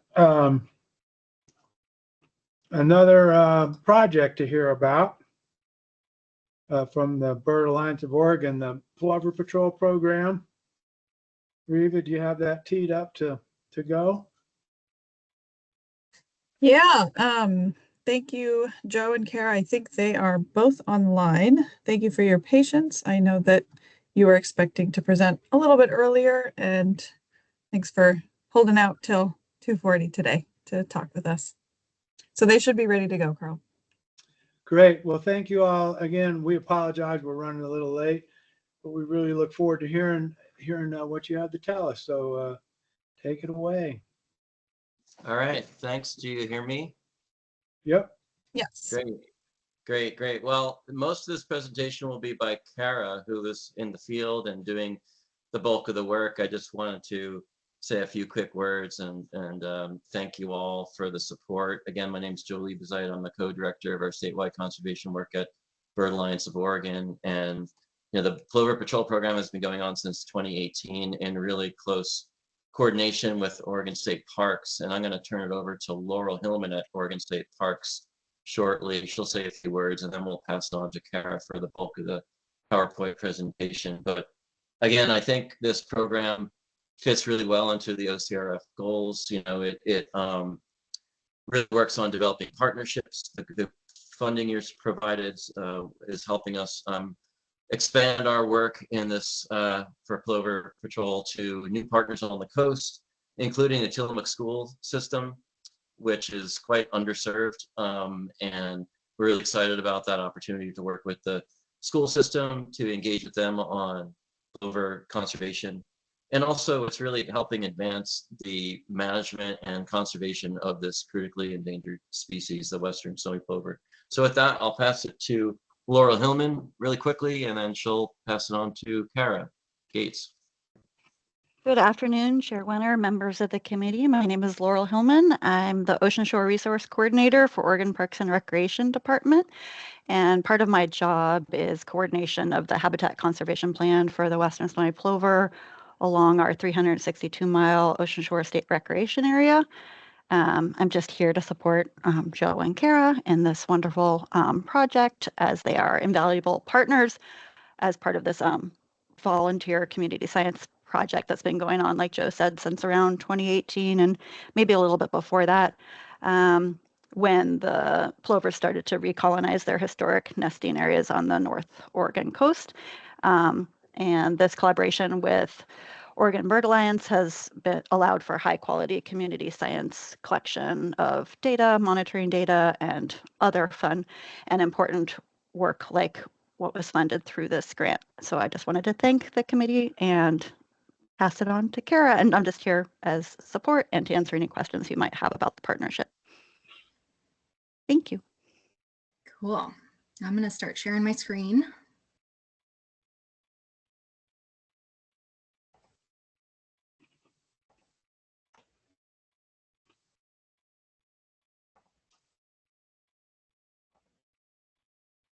Okay, if I could just get a verbal okay that looks good. That looks great, Kara. Thank you. Yeah, I see it. Thank you. Cool. So I am Kara Gates. I'm the Coastal Community Science Biologist with Bird Alliance of Oregon, and I coordinate Plover Patrol, which is the community science monitoring program. And I've also been leading coordination on this really exciting program that's going to be happening this year, thanks to funding provided by OCRF. So I'll be talking briefly about each of these programs. So I did want to quickly introduce the Western Snowy Plover in case anyone isn't very familiar with this bird. So this is a small, very camouflaged shorebird that's native to Oregon. And there are inland populations of snowy plovers, but the coast population specifically spends their entire lives between the waves and the thick vegetation line. And they have resided and nested on wide, sparsely vegetated, sandy beach in Oregon for thousands and thousands of years. But they significantly declined throughout the 20th century due to habitat loss, mainly through the introduction of non-native beach grasses, strong predation pressures, and a multitude of different human disturbances. So this prompted them to be state listed by ODFW as threatened in 1975. The coastal population continued to decline and were later federally listed as threatened under the Endangered Species Act in 1993. And around this time in the late 80s, early 90s, they were no longer nesting on the North Coast. And they were absent from this area for about 30 years until they started to recolonize the North Coast just in the last 10 years. So it's a really exciting time in their recovery. So Plover Patrol is a community science program established in 2018 and is co-managed by Bird Alliance and Oregon State Parks, who manages the ocean shore. And we are monitoring western snowy plovers at 6 sites in Clatsop and Tillamook counties, 5 of which are management areas, these ones with the asterisks. And this is where you're going to see these yellow recreation restriction signs during the breeding season. So Nicanicum Inlet is the one unmanaged site. This is between Gearhart and Seaside. And Neatart Spit is another unique one. While it's technically a management area, it's the last unoccupied management area. So the last documented nest here was in 1982. So we're conducting nest monitoring as well as plover detection surveys. So we're out there counting plovers and determining their age, sex, behavior, so on, as well as recording band resites. We're also collecting data on predators in the nesting area, as well as beach recreation and violations in those management areas to get a better sense of how people are using these beaches and kind of how well they're adhering to these recreation restrictions. Because this is a listed species, volunteers do undergo pretty intensive training requirements. So there's quite a bit of volunteer training involved. We're also providing education and outreach about snowy plovers to the general public, mainly on the North Coast, but also statewide messaging. And we're also helping out state parks with habitat restoration and habitat enhancement, some of which has been made possible by OCRF funding. So I'll talk about that in a minute. So the program has really grown over the years. We've had a really steady increase in the number of volunteers. 2024 being a record year for volunteer engagement at 56 volunteers. These were folks that came from 7 different counties in Washington and Oregon. But we've also quadrupled our survey effort. So since 2022, the data has been high enough quality to be included in range-wide and recovery unit data, which is awesome for providing a more complete picture of snowy plover recovery throughout their range. And we are monitoring these sites 1 to 3 times a week, except for Neatart Spit. So here's kind of a snapshot of the productivity over time on the North Coast. So in blue is the number of nests and orange is the number of confirmed fledglings.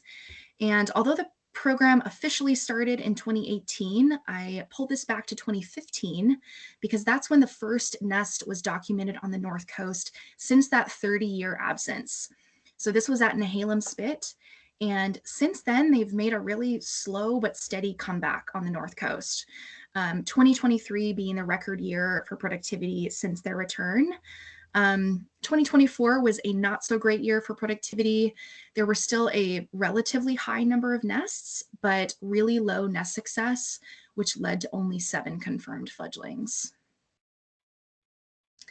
So this leads me to this special snowy plover program that has been in the planning stages in 2024 and is coming into action in 2025, thanks to funding provided by OCRF. And this is a really collaborative program. Tons of partners are involved. And it's also very multifaceted. So we're going to be providing youth education about snowy plovers to Tillamook County 6th graders. We'll also be enhancing snowy plover nesting habitat prior to this year's breeding season through oyster shell scattering and beach cleanups. And we'll be offering some public outreach surrounding snowy plovers through community engagement and a ton of public messaging. So the education component is a really cool blend of art and science. So we'll be working with 83 6th graders in Tillamook County. And the students are first going to learn about snowy plover life history, their breeding biology, the specific threats that they face, and kind of best practices when in their nesting habitat on the beach. And then the students are going to be instructed to create realistic scientific illustrations of snowy plovers, some of which can be exhibiting these good behaviors on the beach. And each student's art will be created into a unique interpretive yard sign. And we're going to use these signs to educate the public about nesting plovers. So this will kind of culminate into a field trip at Cape Lookout State Park. And the students are literally going to put their signs into action and place them throughout the park, as well as engaging in several different hands-on fun activity stations, kind of all themed around snowy plovers. And the weekend after the field trip, we're going to have kind of a showcase day where the students can come back with their parents and show off their art and their signs. And we'll also have a plover interpretive walk. So these signs can be used for several years by Oregon State Parks, and they can be placed at various public spaces throughout Tillamook County and even farther. So we'll also be enhancing nesting habitat before this year's breeding season by cleaning up all of our 6 survey sites. So these are sites where we know plovers nest. And we'll be cleaning up everything we can, but we'll be specifically targeting entanglement hazards and predator attracting waste, just to kind of leave the habitat in the best possible state before they come to nest. It's shown fibrous materials like this yellow debris in the top right corner can get stuck in their bands and can be wound around their feet and legs, and this can lead to foot and leg loss. And this has been documented in Oregon.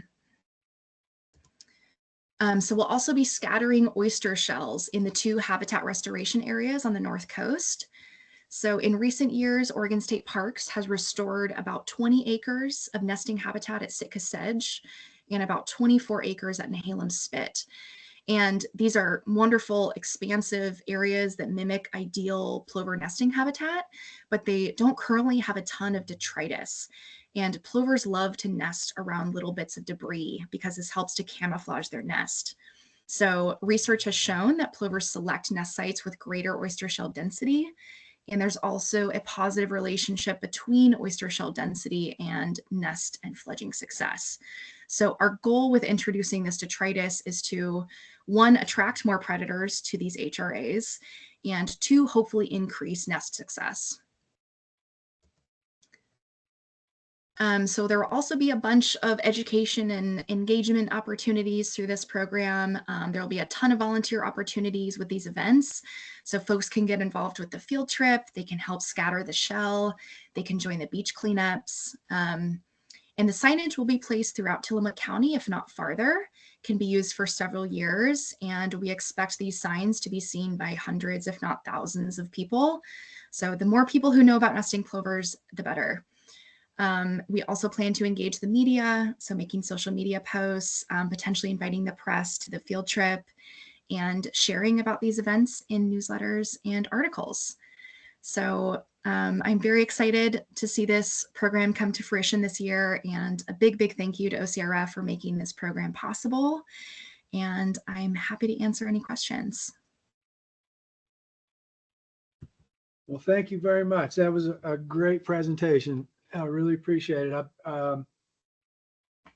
I can't help but think about this in the context. First of all, this is like perfect OCRF. This is what OCRF is all about. It's a great combination of involving the public and really impacting species that are not doing well. And so that's, first of all, it's like an ideal program for us, I think.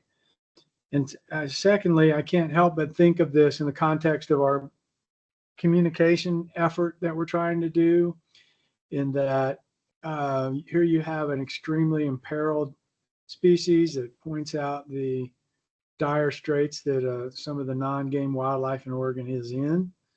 And then you have the OCRF coming in and helping with this very widespread program involving lots of people, getting them engaged. So we'll have to think about that in the context of how this might fit in our strategic communications effort. But so thank you again for a really great, thoughtful presentation. Do we have any other questions, Riva? Yeah, thank you so much, Kara and Laurel and Joe, for coming and talking with us about that. great presentation. And I was just wondering if you could expand upon what happened with the low nesting fledgling success for this year. I saw in the chat, it might be weather related, odd weather, but just wondering if you could expand upon that a little bit. Yeah, there was a pretty catastrophic storm the first week of June that wiped out, I think, the nests at the time, and that was kind of the trend coastwide and even in southern Washington as well. It was a pretty catastrophic event, but they put most of their effort into initiating nests early on in the season, but that's when the bulk of the winter storms and high tides are. So we lost, most nests failed early on in the season when the weather was really poor, and particularly that catastrophic storm event over like 72 hours. But predation as well, corvid predation specifically. Wow. Yeah. Thank you. Thank you. That's sounds like a big hit from that storm. And they put less effort into initiating nests later on in the season, but most of those nests were successful. Okay. And usually if the chicks hatch, they tend to fare pretty well, but it's hard to get past that egg stage. Mm. Mark Labhart? Well, appreciate the volunteers, the effort of volunteers in particular involving school kids. I'm interested, why didn't Tillamook County schools, Tillamook School District participate? I noticed they weren't listed. Yeah, we decided to go with Neocani and Nestucca because they're smaller schools and a little more underserved. Tillamook County is a larger school district with a bunch of kids, and the money that we had is better suited for kind of the smaller group of 83. So we can produce every student's artwork into an interpretive sign. Okay, thank you. Yeah. But hopefully in the future, we can work with even more. Yeah, that's really cool. I just had a quick question. I'm assuming that you're working with like the oyster farmers to get the oyster shells, but I just wanted to clarify on that. Yes, yeah. An oyster farmer in Newport and one in Netarts Bay. And they are graciously donating some oyster shell. Great. Yeah, this is it's a great story. It really is. And maybe we can weave that into something that we're trying to do, because who in Oregon wants to go to the beach and not see any sandpipers? I mean, anyone can relate to that. So exactly. Not a world I want to live in without snowy plovers. Well said. Well said. Well, thank you. Thank you very much, Kara. That was Eliza Jane. Thank you, Kara. That was really good. And I hope maybe Oregon Field Guide would show up and cover this story, and maybe include that the OCRF helps fund that, so we can keep up our good work too. But that's awesome, and it's good to see it's kind of working. Yeah. I'll just say, Liza, thank you, and we will try to reach out to the press, including Oregon Field Guide. That's a great idea. And I will say that if you want us to work with schools with more students, maybe the next round of funding, we can do that. So thank you again. Nice plug. All right. Well, thank you all very much. Okay. So before we move on, Liza Jane mentioned Oregon Field Guide. This past weekend, Lakeside Farms was on Oregon Field Guide. So if y'all got some time, it starts at 10 minutes in. Take a look. It's about stuff we're doing on the farm. Okay, so our let's see, what do we got now? Riva, you're gonna, oh, I'm looking at the wrong thing here. Okay, Riva, you want to talk about the RFP? Yeah, I do. So hopefully you can see my slide now. I wanted to, because our next meeting is on February 4th, will be the committee. Oh, Mark Stern, you have your hand up. Do you have a quick question? Yeah, I was just going to make a quick plug following up on Liza Jane's comment about Oregon Field Guide, that I just think Oregon Field Guide would be a great match for any number of projects that OCRF has funded in terms of both highlighting the project and the conservation and the groups involved, but as well as helping us get our word out. So, I know as you guys think about the communication opportunities, I think Oregon Field Guide would be a really sweet one to work on. Mauricio, I think that's come up, hasn't it? I think that specifically was mentioned, because rather we could just do something on the OCRF and highlight programs like this Plover one, and highlight more than one to let people know what the OCRF is all about. So, And we have had past grantees being part of this. So People of Color Outdoors was featured on the Oregon Field Guide, for instance. And so I think there is some dendrites, some connections that we can already make to get some more lights on our relationship with some of these projects. And I think that, Mauricio, was the Plover Patrol program featured on the handout, the OCRF handout that you If I'm not created? mistaken, yes. Okay. Thanks. Yeah, so we have featured them before. All right, well, great ideas. So I'm going to shift us in a little bit of a different direction now, just because I wanted to provide a budget update for the group. And then because our next meeting, February 4th, the committee will be providing their recommendations, voting on recommendations for the round 8 project. So good thing to keep the money in mind at this stage. So base program has 866,000 remaining. This is everything that's been allocated or committed to projects has been removed from that total. So that's what's remaining for funding. And then this doesn't include any remaining hunters or anglers that might donate through ELS for the remainder of this biennium, and then any interest that might be accrued during that time. So that's from now until June 30th. So Riva, does that number, it says donations of 23 through 25, but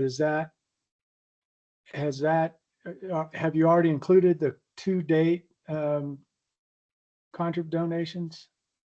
I believe so, that those are already included, but there will be future donations based on past trends that will accrue over the next 6 months.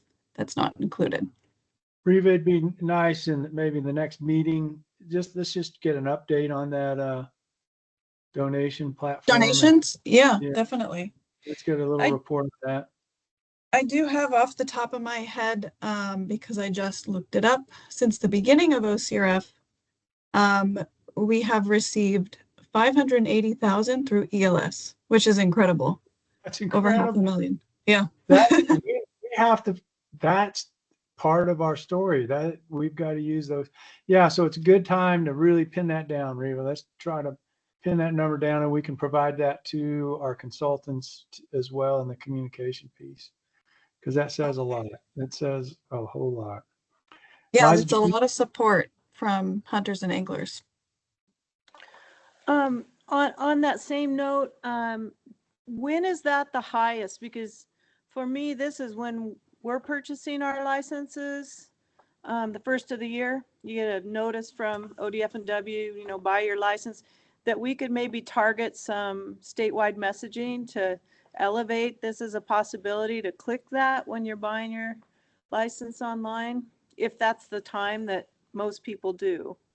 Do you have access to that number of when most Trends people over get their license?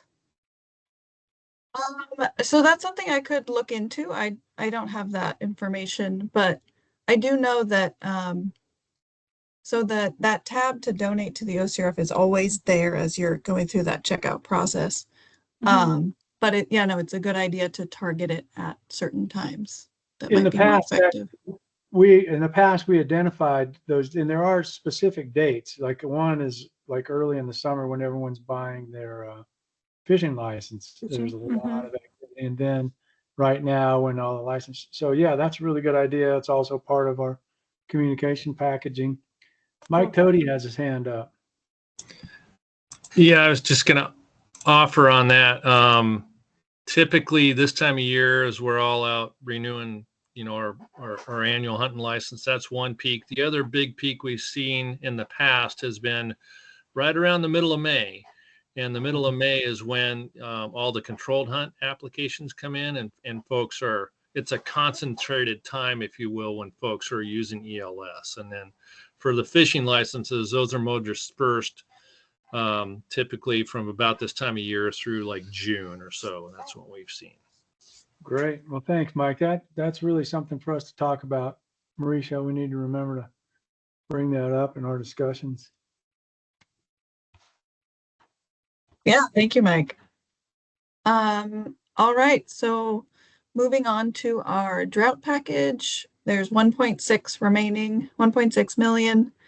And then this was calculated removing all that's been allocated to projects from round 7 and previous rounds, and removing admin costs. And so that's 1.6 million for this round 8, and then round 9, whatever is remaining after we've allocated round 8 projects. So we're looking at around 2.4 million. Is that right in total? That's correct. And we have 2 more RFPs for this biennium, including this one. Mm-hmm. Okay. And is this some of that base funding we don't have to spend, but I think that is the drought package. Do we have to spend that by a certain time? No. No, luckily these are more flexible funding sources in that there's no time limit for when we expend the funds.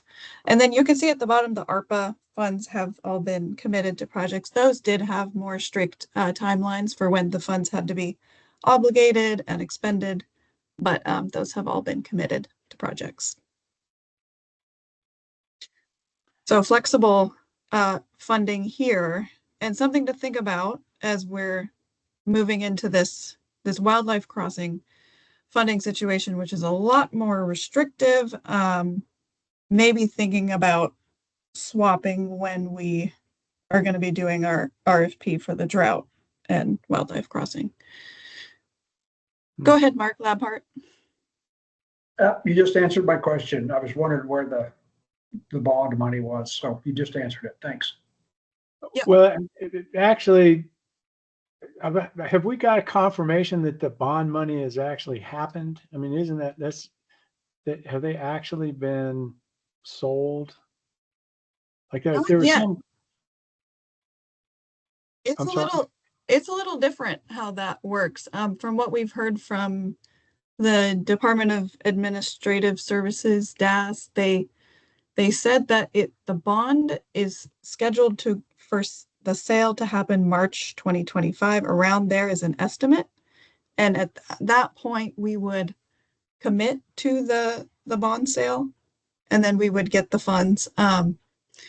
And that has to be an agreement that's set up between us and them.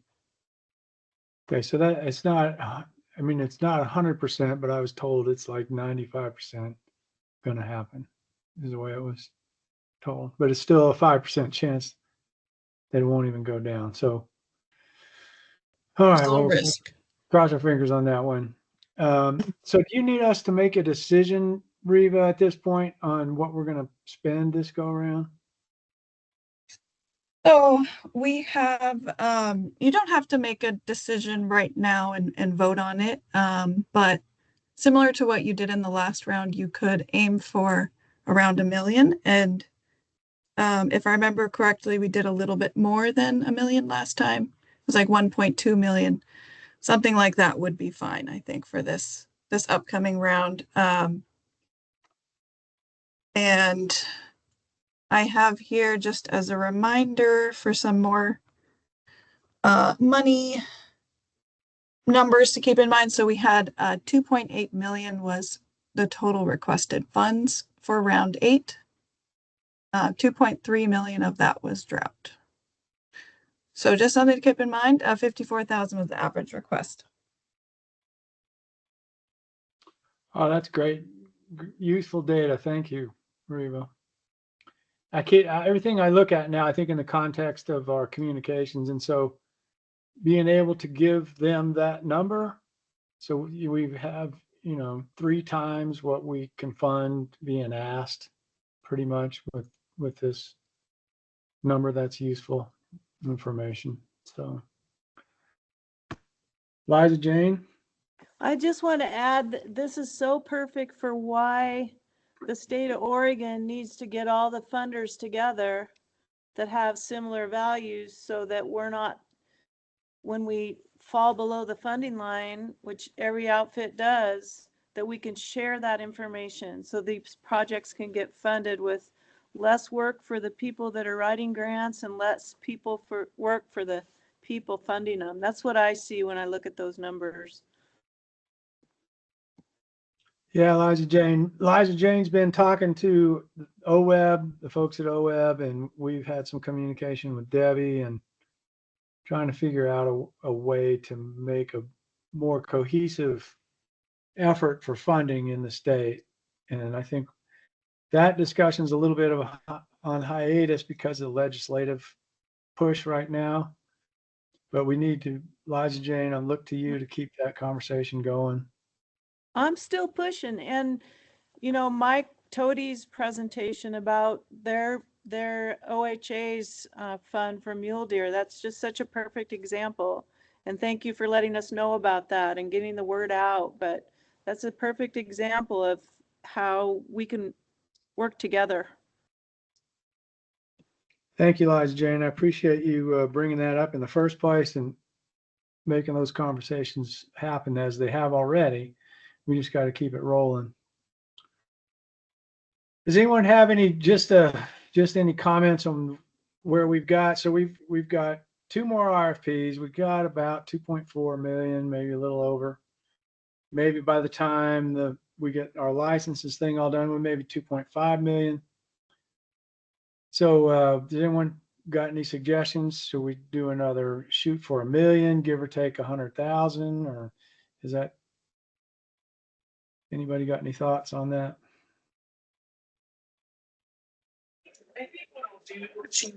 Easy sweet spot for us, and then gives us the latitude also if there are grants that come up that we say, oh, we just really need to fund this one, that we can make that decision at that point too, I guess. Kelly, for me, the first part of what you said was garbled. I couldn't hear it. It's okay. I was just saying that it gives us latitude. The 1 million feels right, but I was saying we get a little latitude to maybe then make decisions, if there's a couple that are like, oh, we should squeeze this one in. Great. I heard the 1 million. I mean, I didn't hear the 1 million, so great. Mauricio? Somewhere along the same lines as Kelly's thinking, I wonder if we want to do sort of like a simple audit on like where we've been, what has been the bulk of the projects that we've been funding, like what species, what regions, what kinds of projects we've done. And so once we sort of like get the anatomy of what the OCRF has been, maybe identify some potential gaps as applications come through, and then maybe that helps inform maybe perhaps where we can press on the balance, like things that we may want to consider as the funding becomes less and less, maybe where we could have a bigger impact so that we can keep as balanced as possible our portfolio. Riva, you've generated reports like that in the past, by ecoregion type. If that's not too hard, would be nice to have that in front of us. We should keep certain things in front of us. One is just what Mauricio said. What exactly are we doing? Just having those numbers available. 2 would be like how much money's coming through the license system. That's kind of nice to just keep track of, so that we are, informed on as we're moving forward. I think that's a great suggestion. Yeah, that's great. Yeah, I can pull something together and send it out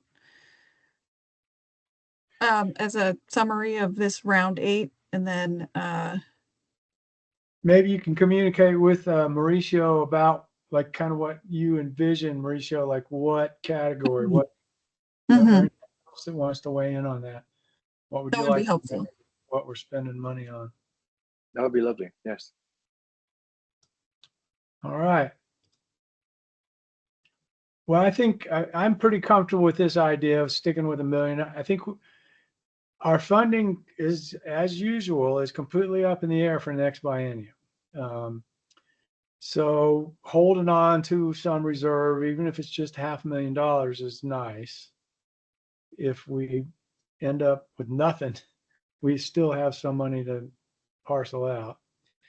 So yeah, I like the idea of $1 million, and then if some extraordinary project is what happened last time, a fairly extraordinary project or suite of projects showed up and we funded them.